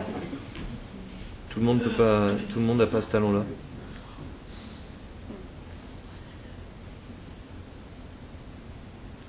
Alors, ce qui est intéressant, c'est le rendu de la peinture sur les matières, ça tout le monde le voit. Il faut que ça reste lisible, en fait, c'est ça qui est difficile. Oui, c'est que si on y va trop fort dans le dessin, ou si on met les marbrures trop en avant, elles viennent concurrencer ce qui est à côté, on n'arrive plus à lire. Donc il faut aménager des zones de sombre et puis des zones de clarté, en fait. Il faut que la lumière serve à faire des focus sur certains endroits. Qui fait que la niche dans laquelle est la Vierge va être un peu plus foncée. Voilà, des séries de ces colonnes et des récits qui sont autour. Alors là, vous avez Abel et Caïn. Ça finit mal. Caïn qui veut Abel avec un os de mâchoire de mouton. On reconnaît que l'enfant Jésus a pratiquement la même tête que le chanoine. On va se demander si c'est pas celui-là. C'est ça. Vous allez loin dans l'offense, monsieur. Vous allez chercher l'enfant. L'oiseau. Voilà, j'aime beaucoup ce tableau parce qu'il est moins connu que les chefs-d'œuvre qu'on vient de voir et il est pas loin d'être illisible quand même parce que entre le sol et puis la tapisserie, le tapis et puis les bordures des vêtements, moi j'ai beaucoup fait dessiner ça à des élèves, on a des rythmes et une façon de géométriser l'ensemble. On n'est pas dans le minimalisme. Oui.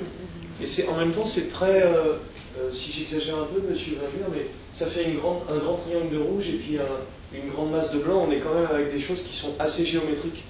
Il y a ça encore plus fort dans... Vous savez que le chanoine n'est pas représenté à l'échelle 8/10. Il est de la même taille que la Vierge, il a même une tête un peu plus grosse que la Vierge.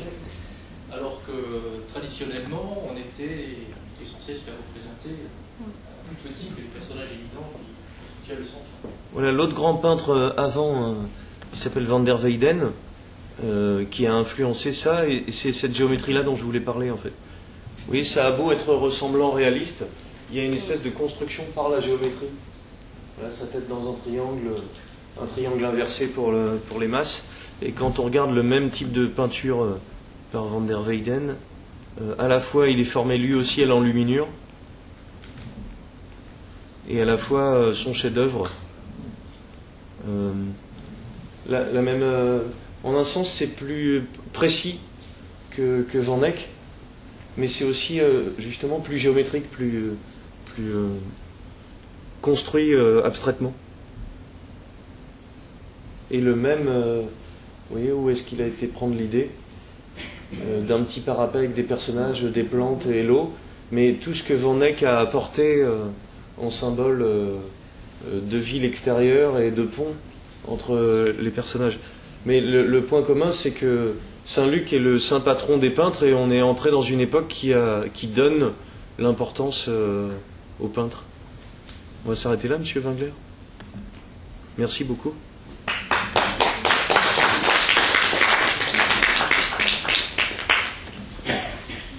Donc on va à Bruges l'année prochaine. Ça serait une bonne idée.